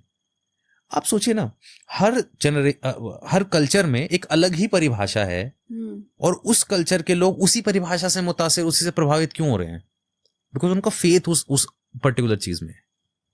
तो इसका मतलब है एस्ट्रोलॉजी या numerology का जो अभी मार्केट चला आ रहा है, ये सिम बदल दो, तुम्हारे नंबर में 4 हैं, 8 हैं, तो तुम हमेशा लूप में रहोगे. और ये तो ऐसे भी तो लोग हैं ना जिनको ये पता ही नहीं है, पर दे आर अमेजिंग बिकॉज वो जो परफॉर्म कर रहे हैं उसमें कमाल है. अभी कल परसों मैं टीवी पे देख रही थी, एक न्यूज में दिखा रहे हैं कि बहुत बड़ा न्यूयॉर्क में सुनामी से भी ज्यादा बड़ी लहर आने वाली है जो 50 फुट ऊपर होगी. और उसके बाद कम से कम 1.5 घंटे 2 घंटे चलता रहा वो डॉक्यूमेंट्री, क्योंकि मैं न्यूज देखती नहीं हूँ, मगर I was just experiencing as a experiment कि मैं देखूं कि ये क्या वाइब्रेशंस देना चाह रही है. एंड व्हाट आई रियलाइज्ड कि ये तो एक तरीके से प्रिडिक्शंस, मैनिफेस्टेशंस, एफर्मेशंस आने वाली है, सुनामी आने वाली है, ऐसा तूफान लाएगी, गाड़ियां ढह जाएंगी, आप मर जाओगे, ये हो जाओ. तो मतलब जो चीज नहीं आई है वो बोल बोल के लोगों के मन में इतना डर ला दोगे कि वो एको होगी और ऑब्वियसली वो आ जाएगी. आप फील कर पाओगे ना उसको. देखो, मैं इनके एग्जिस्टेंस को मना नहीं कर रहा. मैं ये नहीं कह रहा हूँ एस्ट्रोलॉजी नहीं होती है, मैं ये नहीं कह रहा हूँ न्यूमरोलॉजी नहीं होती है. मैं कह रहा हूँ कि एस्ट्रोलॉजी और न्यूमरोलॉजी के बाद भी हर एस्ट्रोलॉजर, न्यूमरोलॉजिस्ट आपको यही कहता है, दोस्त कर्म तो करना पड़ेगा. एस्ट्रोलॉजी आपको हेल्प कर सकती है कि देखो अभी ना आने वाले 6 महीने तक इसलिए ऐसा हो रहा है क्योंकि तुम्हारा ना ये प्लैनेट की दशा चल रही है, 6 महीने में ठीक हो जाएगा. होप दे दी ना, एक रेमेडी बता दी, होप आ गई. अब वो 6 महीने उसके जो है ना वो थोड़ी होप में कट जाएंगे. तो मतलब जिंदगी जीने का एक बहाना दे दिया. तो ये हिप्नोसिस ही तो हो गया. फिर से आपने उसके माइंड को प्रोग्राम कर दिया ना कि ये दशा चली जाएगी 6 महीने में, उसके बाद आपके दिन बदल जाएंगे. इस 6 महीने तक की सफरिंग को खत्म करने के लिए आप एक काम करो, ये पहनना शुरू कर दो, ये दान करना शुरू कर दो. उसको कुछ एक्शंस में लगा दिया, उसके अंदर के बिलीफ सिस्टम को धीरे धीरे फीड करना चालू कर दिया कि जब जब तुम ये करोगे तुम धीरे धीरे अच्छा फील करोगे. And now everybody gives ask you to do good deeds only, जिससे मन खुश होता है. जानवरों को खाना खिलाना, गरीबों की मदद करना, भगवान के मंदिर जाके दूध चढ़ाना, है ना, हरी चीज का दान कर दो जी, ये पानी में ये बहा दो जी. ये सिंबॉलिक रिचुअल्स हैं जो आपके अंदर एक हिप्नोटिक स्टेट क्रिएट करते हैं. आप खुश हैं इस चीज को करके? Are you happy? I am happy. Yes. Is this your profession और your passion? It was my passion, it is my passion and it will be my passion. Because अब मुझे लगता है hypnosis is love of my life. अब मैं magic shows उतने नहीं करता हूँ. I do hypnosis, I teach hypnosis, I talk about hypnosis. We can talk like entire night, कोई भी टॉपिक पे. I can connect anything with hypnosis because जब से वो चश्मा पहना है ना hypnosis वाला, चीजें और क्लियर दिखाई देने लगी. जबकि वो रियलिटी नहीं है। परसेप्शन चेंज हो जाती है। आप रियलिटी देखो, रियलिटी का कोई पैमाना नहीं है। आप समझिए, रियलिटी आप किसी चीज को नहीं कह सकते। इस दुनिया में दो तरीके की रियलिटी है, आपकी रियलिटी और मेरी रियलिटी। मेरा सच और आपका सच दोनों के अलग हो सकते हैं। हम जिसे सूरज कह रहे हैं, कोई बड़ी बात नहीं है वो सूरज ना हो, ये हमारी अपनी धारणा है। हमने कन्वीनियंस के हिसाब से उसको सूरज कहना चालू किया है। और दूसरे देश में उसको सन कहते हैं, किसी और सभ्यता में उसको सबसे बड़ा ईश्वर कहा जाता था। तो ये सब हमारी अपनी परिभाषाएं हैं। मेरा मानना है कि सत्य को आप महसूस नहीं कर सकते। सच जो है, ऑनेस्टी जो है, वो आपकी अपनी इंडिविजुअल एक्सपीरियंसेस पे बेस्ड होती है। आप शादीशुदा हैं? मेरी शादी को 18 साल होने वाले हैं। 18 साल तो 17 साल 17 17 साल होने वाले हैं। तो वाइफ लड़ाई करती है आपसे? हमारे घर में झगड़े नहीं होते हैं। हमारे घर में लड़ाई झगड़ा is not the right term, disagreements होते हैं चीजों को लेके। तो जब डिसएग्रीमेंट्स होते हैं तो आप उनके माइंड के अंदर जा करके उनको No, एग्री no, करवा लेते never, हैं never. कि वहां पर अपने इस पैशन से दूर नॉर्मल लाइफ लीड करते हैं? नहीं नहीं, नेवर नेवर, ऐसा कुछ नहीं है। हम सब इमोशनल क्रिएचर्स हैं। आप हर जगह एक जैसे नहीं हो सकते हैं। आप हर जगह सेम उस स्टेट ऑफ माइंड में नहीं रह सकते हैं। हाँ, मैं अपने ऊपर जितना काम करता हूँ या जितना करता आ रहा हूँ, वो मैं अब अवेयर हूँ, कॉन्शियस हूँ कि कब किस अवस्था में मैं कैसा रिएक्ट कर रहा हूँ। अंदर एक आंख है जो हमेशा उस चीज को देख रही होती है। शायद उसको अवेयरनेस कहते हैं या उसको ध्यान कहते होंगे। आप मेडिटेशन करते हैं? मेरे लिए मेडिटेशन किसी जगह पे जाके बैठ के आंख बंद करके अपनी सांसों को देखना नहीं है। क्या है? मैं किसी भी अवस्था में ध्यान लगा सकता हूँ, क्योंकि ध्यान का मतलब ही है कि आपको किसी एक जगह पे केंद्रित होना है। तो ब्रीदिंग वो मौन है, चुप बैठना वो मौन है, वो मेडिटेशन नहीं है। ध्यान का मतलब है, एक तो चैलेंज ये है कि meditation is a very different word than dhyan. योग के जो 8 नियम है, यम नियम आहार प्रत्याहार धारणा ध्यान समाधि, उसमें धारणा इस सबसे इंपॉर्टेंट है। जब आप किसी चीज की धारणा कर लेते हैं तो आप उसकी तरफ ध्यान लगाना चालू करते हैं। मैं अगर इस पानी को की तरफ, मुझे ये धारणा बना ली, मैं अगर ये धारणा महसूस करूं कि ये पानी दुनिया का सबसे मीठा पानी है, तो जितनी गहराई से मैं वो धारणा बनाऊंगा, धीरे धीरे मैं पानी के टेस्ट को अपने अंदर फील करने लगूंगा। और मैं बहुत ध्यान से जब उस पानी को महसूस करूंगा, तब उसका एक एक मॉलिक्यूल मुझे फील होगा। It's like for me meditation is आप कितनी गहराई से और कितनी शांति से जीवन को जी पा रहे हो, गिवन सर्कमस्टांसेस में आप कितने रिलैक्स्ड हो। क्योंकि जब मुझे एग्रेशन चाहिए तो तब मेरा ध्यान एग्रेशन में कन्वर्ट हो जाता है। मैं एग्रेशन में भी 100% देने की कोशिश करता हूं। यही तो है जो शिव भगवान, जिसके बारे में हमेशा हम बात करते हैं, कि जब वो ध्यान में है तो वो ध्यान में, जब वो समाधि में है तो वो समाधि में है, जब वो क्रोध में है तो वो क्रोध में है, जब वो नृत्य में है तो वो नृत्य में है। तो मेरे हिसाब से ध्यान इज वाइडली मिसअंडरस्टूड। ध्यान इज नॉट कि कहीं जाके बैठ जाओगे और 10 मिनट या 10 घंटे या 10 दिन बैठे रहोगे। नहीं, वो तो बॉडी की कंडीशन है। वो तो माइंड को ट्रेन करना हो गया। आपने अपने माइंड को ट्रेन कर दिया, सिट डाउन एंड बैठ जाओ। धारणा क्या लेके जा रहे हो अंदर? क्योंकि धारणा तो लेनी पड़ेगी ना, दिमाग को दिशा तो देनी पड़ेगी ना। अब जैसे आप धारणा देते हो कि मैं तो शिव से कनेक्ट करूंगा, मैं तो शिव बाबा से कनेक्ट करूंगा, मैं तो बुद्ध से कनेक्ट करूंगा, मैं तो कृष्ण से कनेक्ट करूंगा, तो आपका ध्यान फिर उसी दिशा में जाएगा और उसी पे जाके कनेक्ट होगा। फिर आपके इष्ट के जो जो आचरण होंगे, जो उनकी अच्छाइयाँ बुराइयाँ, जो भी उनके अंदर गुण होंगे, धर्म होंगे, वो धीरे धीरे आपके अंदर आने लगेंगे। अब कोई शिव से ही मोहब्बत कर रहा है तो फिर फकीरी होगे, तुम्हारे अंदर वो जागेगी जितना गहरा तुम्हारा प्रेम बढ़ेगा शिव के प्रति। अब कोई विष्णु से कर रहा है तो जितना गहरा तुम्हारा शिव के प्रति, विष्णु के प्रति प्रेम बढ़ेगा, उतना गहरा तुम्हारा संसार के प्रति बढ़ेगा। कोई कृष्ण से कर रहा है तो तुम फिर उतने ही गहरे छलिया होते जाओगे या उतने ही गहरे ज्ञान के पीछे भी भागोगे। अब कोई कह रहा है मैं सिर्फ बुद्ध बनूंगा, पहाड़ों पर जाके बैठूंगा, तो फिर पहाड़ों पे ही जाओगे। तो मतलब आपका कहने का मतलब है कि आप जिस पर्सनालिटी से कनेक्ट होते हो, आप वही पर्सनालिटी बनते चले जाते हो। तो मेरे लिए हिप्नोसिस में भी तो यही है सर। मैं तो कह रहा हूँ एवरीथिंग इज हिप्नोसिस। आप एक नकली जिंदगी जी रहे हो बिकॉज आप जिस पर्सनालिटी बनना चाह रहे हो आप वही बनते चले जा रहे हो। अगेन, नकली और असली का सवाल ही नहीं है। सवाल यह है कि आप जिस जीवन को जी रहे हो आप ही क्रिएटर हो उसके। अब देखिए, मैं आपको एक एग्जांपल देता हूं। जैसे एक शब्द हमारे ऋषि मुनियों ने कहा, माया। माया बहुत पॉपुलर एक वर्ड है मुझे ना, तो छोटा सा एक एक्सपेरिमेंट करके दिखाइए, वो सलमान खान और अक्षय कुमार वाला जो आपने वो 100% ड्राउजिंग कर दिया था। वो इंस्टेंटली थोड़ी होता है, वो हमेशा अच्छा, स्टेज अच्छा, हिप्नोसिस वो- होता है। अच्छा स्टेज हिप्नोसिस में हम राइट सब्जेक्ट्स को चूज करते हैं, अच्छा ओके, तब होता है वो। अच्छा ओके। तो ऋषि मुनियों ने एक शब्द दिया हिंदी भाषा में, माया। हाँ। माया का मतलब क्या है? वेल्थ। चलो ये हो गया money, this is one of the meaning. वैसे माया का माया मतलब छल।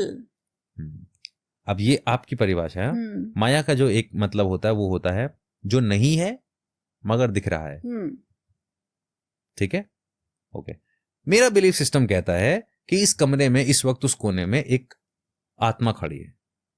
हम्म, आप कह रहे हो यहां तो कुछ भी नहीं है। मेरा स्ट्रॉन्ग बिलीफ सिस्टम मेरी सेंसेस को डिसीव करके मुझे वहां फील करा रहा है कि वहां कोई खड़ा है, हम्म, और आपको ऐसा कुछ नहीं दिख रहा है। हम्म, आपकी माया ये कह रही है कि वहां कुछ नहीं है, और मेरी माया कह रही है वहां कुछ है। हम्म। दोनों में से सच्चा कौन है? मेरा बिलीफ सिस्टम अगर आप पर है तो आप सच्चे हो, और अगर और नहीं है? मेरा बिलीफ सिस्टम मैं अगर अपने बिलीफ सिस्टम के साथ अटैच्ड हूं तो मुझे कुछ नहीं दिख रहा। यही मैं कहना चाह रहा हूं कि सही गलत की परिभाषा यहां मैटर नहीं करती। दूसरा, जब हम अपने आप को प्रोग्राम करते हैं, हम अपने प्रोग्राम्स के बेसिस पे ही अपनी लाइफ बनाते हैं। कई बार वो प्रोग्राम हमारे फैमिली से मिलता है, कई बार हमारा बिलीफ सिस्टम हमारा समाज बनाता है, कई बार हमारे पेरेंट्स बनाते हैं। हम थोड़े थोड़े बिट्स एंड पीसेस में इंफॉर्मेशन इकट्ठा करते हैं और हमारा बिलीफ सिस्टम बनता है, और बिलीफ सिस्टम के बेसिस पे हमारी दुनिया बनती है। और ये पूरा जो प्रोसेस है ये एक नेचुरल प्रोसेस है। इस प्रोसेस को जब आप कॉन्शियसली इंटरवीन करते हो, that is hypnosis, that is meditation, that is energy healing, that is recce healing. आप कॉन्शियसली उसको इंटरवीन कर रहे हो। ये काम है ध्यान का, कि भाई दुनिया की माया में जो चल रहा है उसमें एक जगह पे खड़े होकर देखो पहले चल क्या रहा है। लेकिन क्या गारंटी है जो मैं देख रहा हूं वो भी सच है? देयर इज नो गारंटी, क्योंकि मेरा सच तो वो है जो मेरा मेरा आईना मुझे दिखा, मेरी आंखें दिखा रही हैं मुझे। तो यस, मेडिटेशन, पूजा पाठ, everything is hypnosis.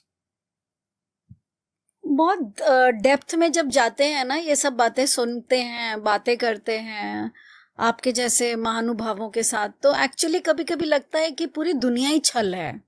Nothing is real, everything is just that we are playing with nature. Everything is an experience, that's हाँ, it. everything is an experience. अपने अपने एक्सपीरियंस लेके और चलते बनो। Oh yes.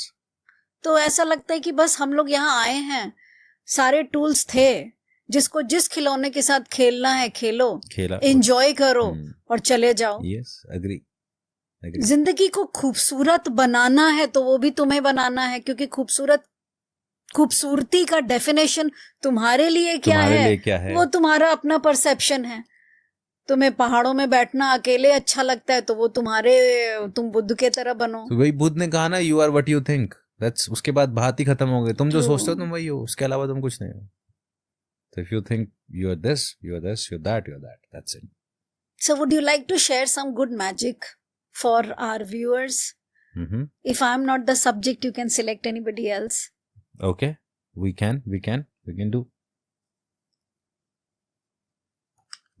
So how about if किसको can I? Shubham आइए।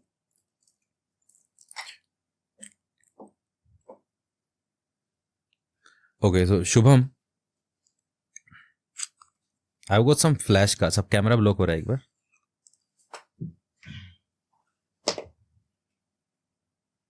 Okay, हम शुभम को ना यहाँ बैठाते हैं आराम से। ठीक है, शुभम सिट हियर। बैठ।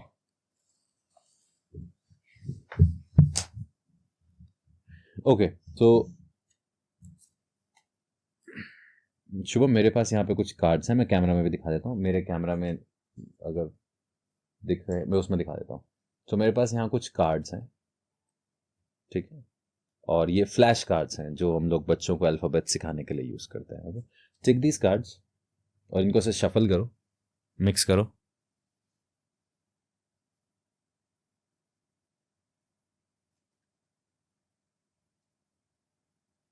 डन, ओके, मिक्स हो गया। ओके, तो शुभम, मैं एक बार और फैंसी तरीके से मिक्स कर देता हूँ। ऐसे करके इसको मिक्स करते हैं एक से, राइट? ओके, तो शुभम, मैं ऐसे, सॉरी,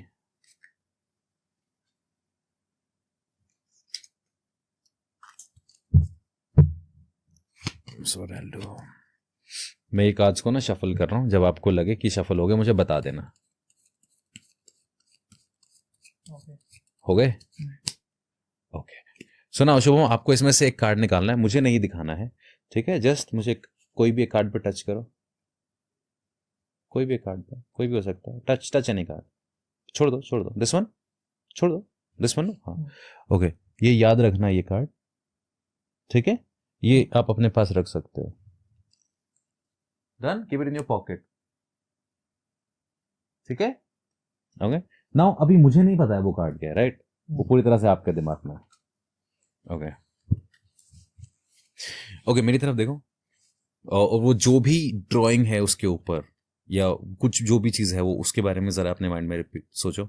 ये कुछ ऐसा है जिसको तुम आसानी से बना सकते हो। इमेजिन करो कि एक बोर्ड है और उस बोर्ड के ऊपर आप ये चीज़ बना रहे हो, ओके?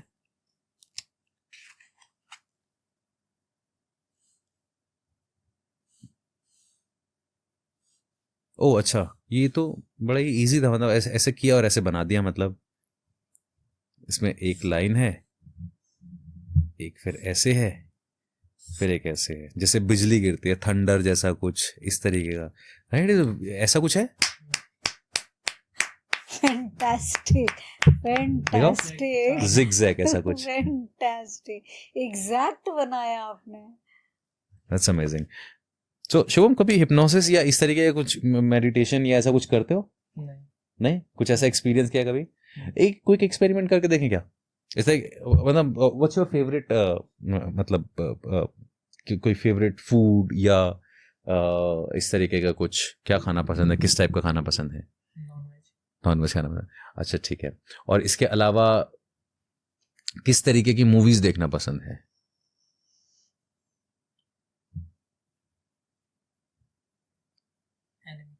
Anime, okay, alright. सो एक काम करते हैं, ये हाथ यहाँ ऐसे रखो, ऐसे, ओके, इस पोर्शन को लूज छोड़ दो। लेट्स से मैं तुम्हें कह रहा हूँ कि मेरे पास अभी ना एक ऑप्शन है तुम्हारे लिए, कि अगर तुम अपने अंदर अभी कुछ चीज़ बदलना चाहते हो, अपने अंदर कुछ ट्रांसफॉर्मेशन लाना चाहते हो, तो अभी मैं कुछ सेकंड के लिए ना तुम्हारे सबकॉन्शियस माइंड से कनेक्ट करूंगा। तो जब मैं उससे कनेक्ट करूंगा तो मैं सबकॉन्शियस माइंड को प्रोग्राम करूंगा कि जो तुम अचीव करना चाहते हो, जो गोल अचीव करना चाहते हो, उसके लिए मैं तुम्हें प्रोडक्टिव बना सकूं, या जो भी तुम नेगेटिव बिलीफ छोड़ना चाहते हो तुमसे खत्म करा सकूं। तो इज देयर एनीथिंग जो तुम छोड़ना चाहते हो अपने बारे में? बताना चाहो बता सकते हो, वरना बताने की जरूरत नहीं। Anything that you are not happy about, है कुछ ऐसा? Okay, and you are ready to release it, you want to do it, you want to experience this, कि वो रिलीज कैसे होता है। Okay, close your eyes, open your eyes, close your eyes, open your eyes, close your eyes, open your eyes, look at this, यहाँ देखो और अपने हाथ की तरफ देखो, और अपने हाथ के थ्रू अपने सबकॉन्शियस माइंड से बात करो। और मैं इस वक्त तुम्हारे सबकॉन्शियस माइंड से बात कर रहा हूँ। अगर तुम्हारा सबकॉन्शियस माइंड मेरी हेल्प करने के लिए तैयार है तो मैं चाहता हूँ कि वो मुझे एक सिग्नल दे। सिग्नल कुछ भी हो सकता है, आंखें बंद कर लो, हो सकता है तुम्हारी पलकें और ज़्यादा झपकने लगें, या तुम्हारी ब्रीदिंग चेंज हो जाए, या तुम्हारी बॉडी शेक करने लगे, या हो सकता है इनमें से कोई भी उंगली, राइट हैंड की कोई भी उंगली फ्लिकर करे या थंब हल्का सा फ्लिकर करे। तो मैं सबकॉन्शियस माइंड से बात कर रहा हूँ। अगर सबकॉन्शियस माइंड मुझसे बात करने के लिए रेडी है तो मैं चाहता हूँ कि वो इस सेशन में मुझे साथ दे और मुझे एक सिग्नल दे। ऑलराइट, तो जैसे इस वक्त ये सिग्नल मुझे फील हो रहा है, मैं चाहता हूँ सबकॉन्शियस माइंड एक बार फिर से मुझे सिग्नल दे। That's right.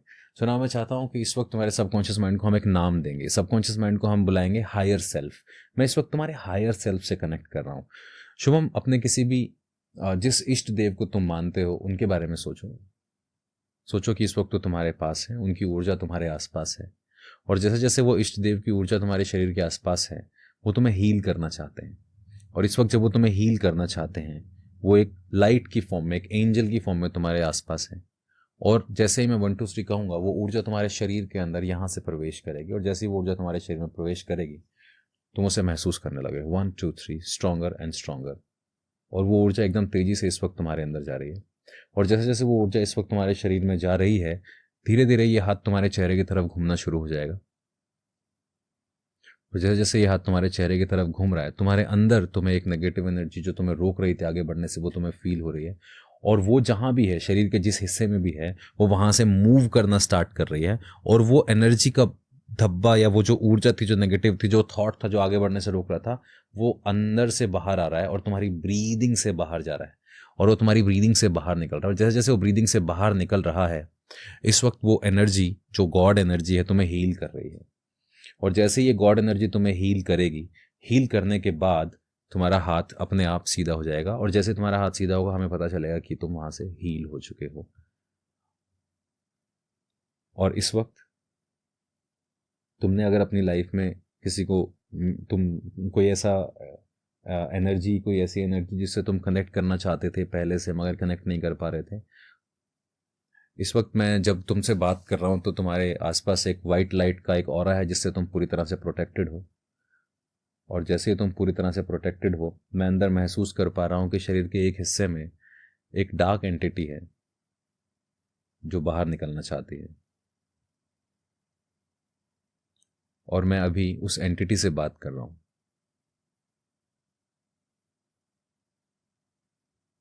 मैं उस एंटिटी से बात कर रहा हूं। क्या तुम मुझसे बात करने के लिए तैयार हो? अगर तैयार हो तो मुझे इस हाथ से इशारा दो। क्या तुम मुझसे किसी आवाज में बात कर सकते हो? अगर तुम आवाज में बात कर सकते हो तो मैं शुभम की आवाज तुम्हें देता हूं। क्या तुम मुझसे बात करना चाहते हो? तो हाँ में बता सकते हो। अगर बात नहीं करना चाहते हो तो हम इस हाथ के सिग्नल को ही यूज करेंगे।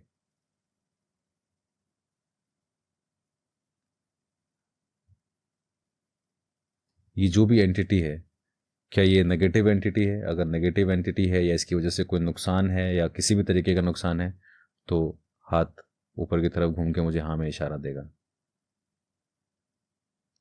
क्या ये एंटिटी गॉडली एंटिटी के अलावा शरीर में मौजूद है? अगर ये गॉडली या एनर्जी या पॉजिटिव एनर्जी के अलावा बॉडी में मौजूद है तो मुझे हाथ ऊपर की तरफ जाके इशारा दो। ओके। क्या तुम किसी तरीके की एंटिटी हो जो बाद में अटैच हुए हो? ओके। क्या तुम इसके शरीर में रहते हो? अगर तुम मेल हो, मेल हो।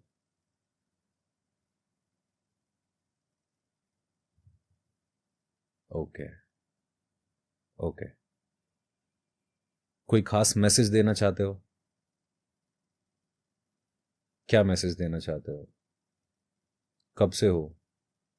अब जैसे ही मैं तुमसे बात करना चाहता हूं, अभी कुछ देर में, कुछ सेकंड में मैं तुम्हारे हाथ को नीचे पुश करूंगा और मैं इस कम्युनिकेशन को बिल्कुल सीरियसली वोकल लेवल पे लेके आ रहा हूं।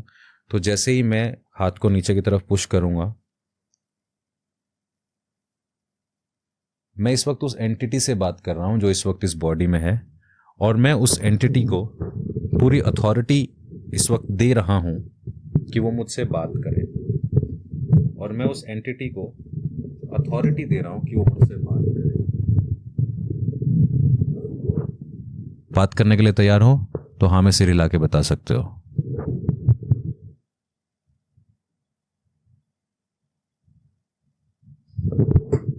तो सबसे पहले मुझे ये बताओ, तुम कब से हो इसके साथ?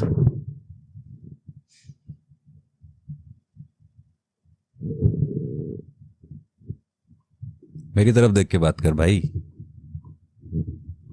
हाँ, कौन हो, क्या है, कब से हो,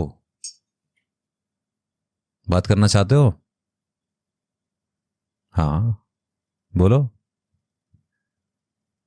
आवाज खोल रहा हूं, बोलो। क्या नाम है? नाम नहीं है? आदमी हो, औरत हो? अच्छा, अपने आप आए थे या किसी ने भेजा है?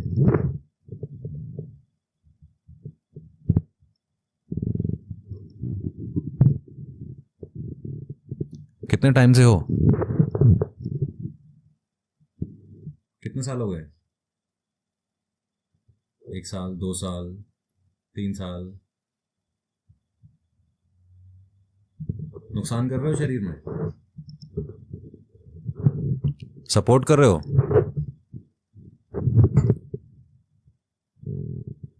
कलर क्या है तुम्हारा? वाइट है, ब्लैक है?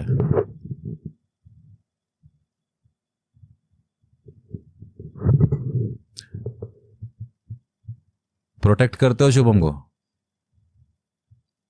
इन्हीं के घर के हो? कोई मानता है तुम्हें? घर वाले मानते हैं? तो कम से कम ये तो बताओ हो कौन?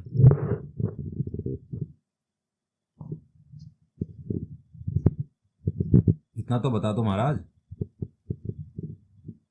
पता तो चले।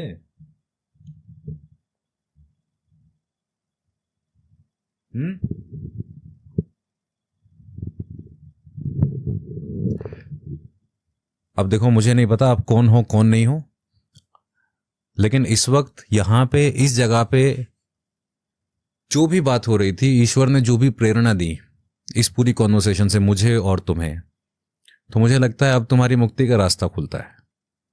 क्योंकि इस वक्त तुम्हारा यहां मौजूद होना ईश्वर की मर्जी है, और ईश्वर ये चाहता है कि तुम अब तक जो कुछ भी कर रहे थे, जितना भी सफर कर रहे थे, जितना भी भुगत रहे थे, या जिस भी तरीके से तुम इस रेल्म में, इस दुनिया में फंस गए थे, उससे बाहर जाने का तुम्हारा समय आ गया है। तो अब मैं सिर्फ एक चीज की कंडीशन, एक कंडीशन तुम्हारे ऊपर रखता हूं, और वो कंडीशन ये है कि जाने से पहले एक बार शुभम को आखिरी दर्शन देने होंगे। लेकिन मैं बताऊंगा कब, अभी नहीं, जब मैं बताऊंगा तब। जब मैं बताऊंगा तब। अब सुनो मेरी बात, मैं अभी ईश्वर की लाइट को इनवाइट कर रहा हूं,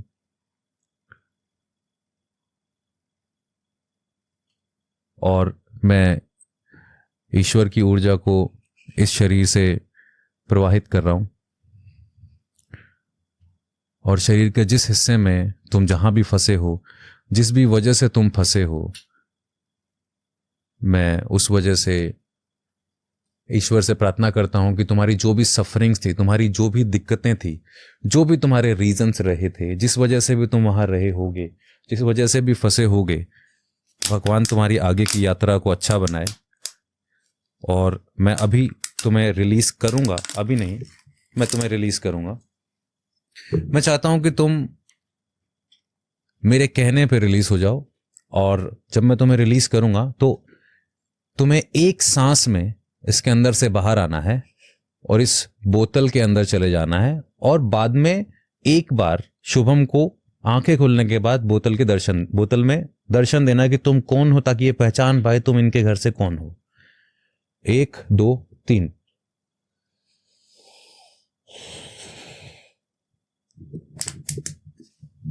रिलैक्स, शांत।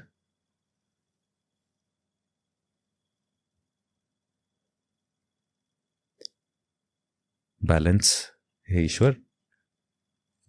1, कंप्लीटली रिलैक्स, शांत।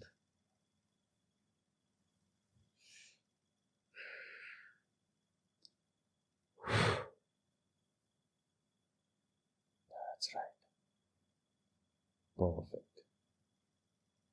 Now you can open your eyes gently and slowly.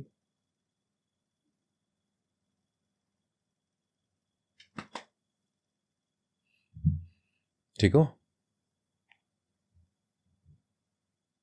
Completely okay? Can you see anything? कोई colour?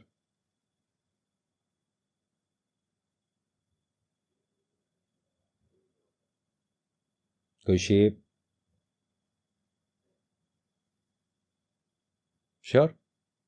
That's okay. Completely fine.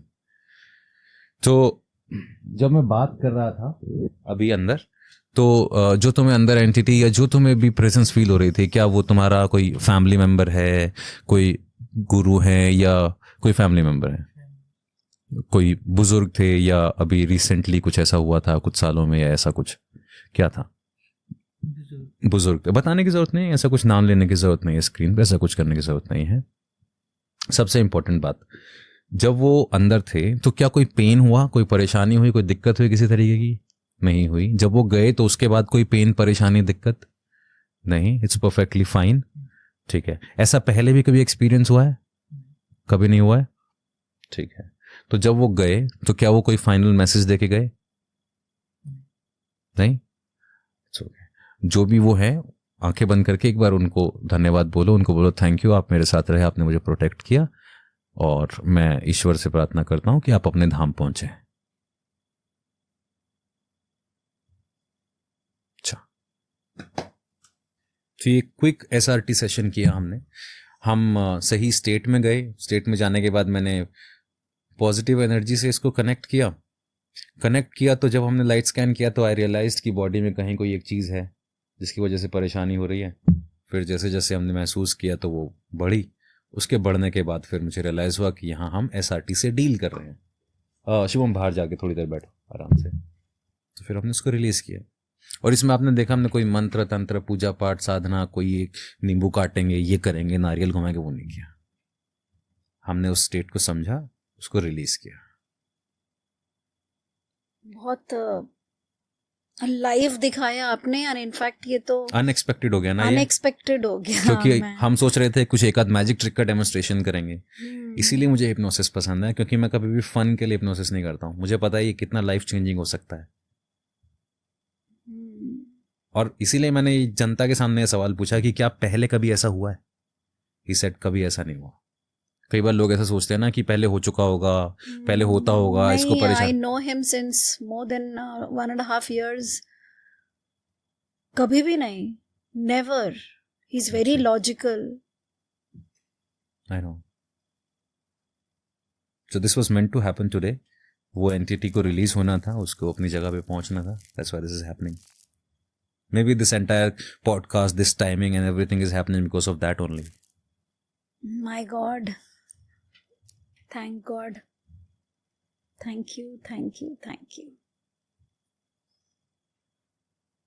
Thank you कि आपने उसको रिलीज किया और वाइट लाइट पे पहुंचाया। Thank you so much, because there are so many people who are stuck like this. Yes. I feel this. दोनों के लिए ही बहुत हार्डशिप है। जिस बॉडी के अंदर वो एंटिटी है, वो बॉडी भी उसके लिए भी और उस एंटिटी मल्टीपल के लिए पर्सनालिटीज को डील कर रही है। Yeah. और जो उस बॉडी के अंदर एंटिटी है वो भी रिलीज होना चाहती है। एंड इट्स वेरी ट्रू कि वो चाहती थी कि वो आपसे आज मिले और आप उनको रिलीज करो।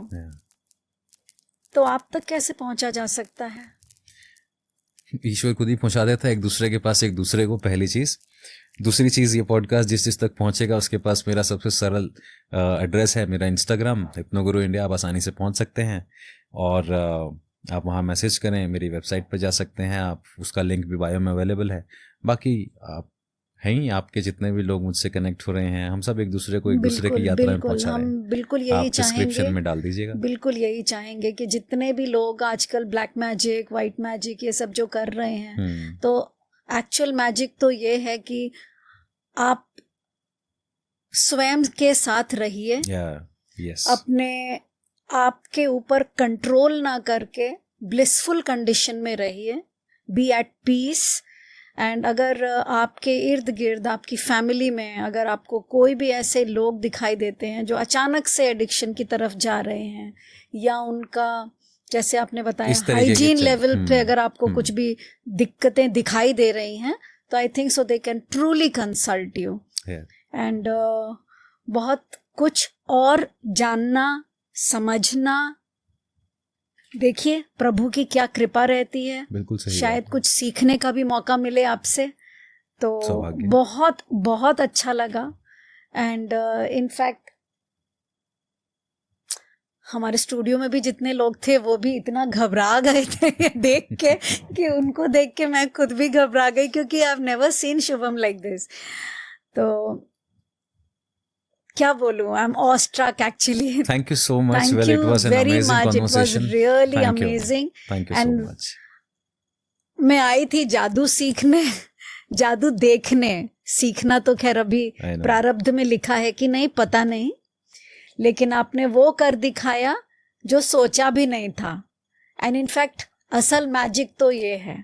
हाँ, रुमाल का कलर क्या बदलना है, किसी की जिंदगी का रंग बदलो यार. सही बात है. सिक्का ये क्या छोटी मोटी चीजें गायब करना, पेन गायब करो किसी का. That's the real magic, I believe. May in. the divine grace always flow on you and on behalf the of same everyone who goes is with you. seeing, मैं प्रे करूंगी कि जिस किसी के पास भी कोई तकलीफ है, भगवान उन सबको उनकी तकलीफों से दूर करे, और जितना योगदान आप उनके लिए दे सके जरूर दें. मेरे सारे दर्शकों के बिहाफ पे आपको सत सत नमन. Thank you Thank you so very much, very ma'am. Much from the Thank you core so of my much. Heart. Thank you. Thank you.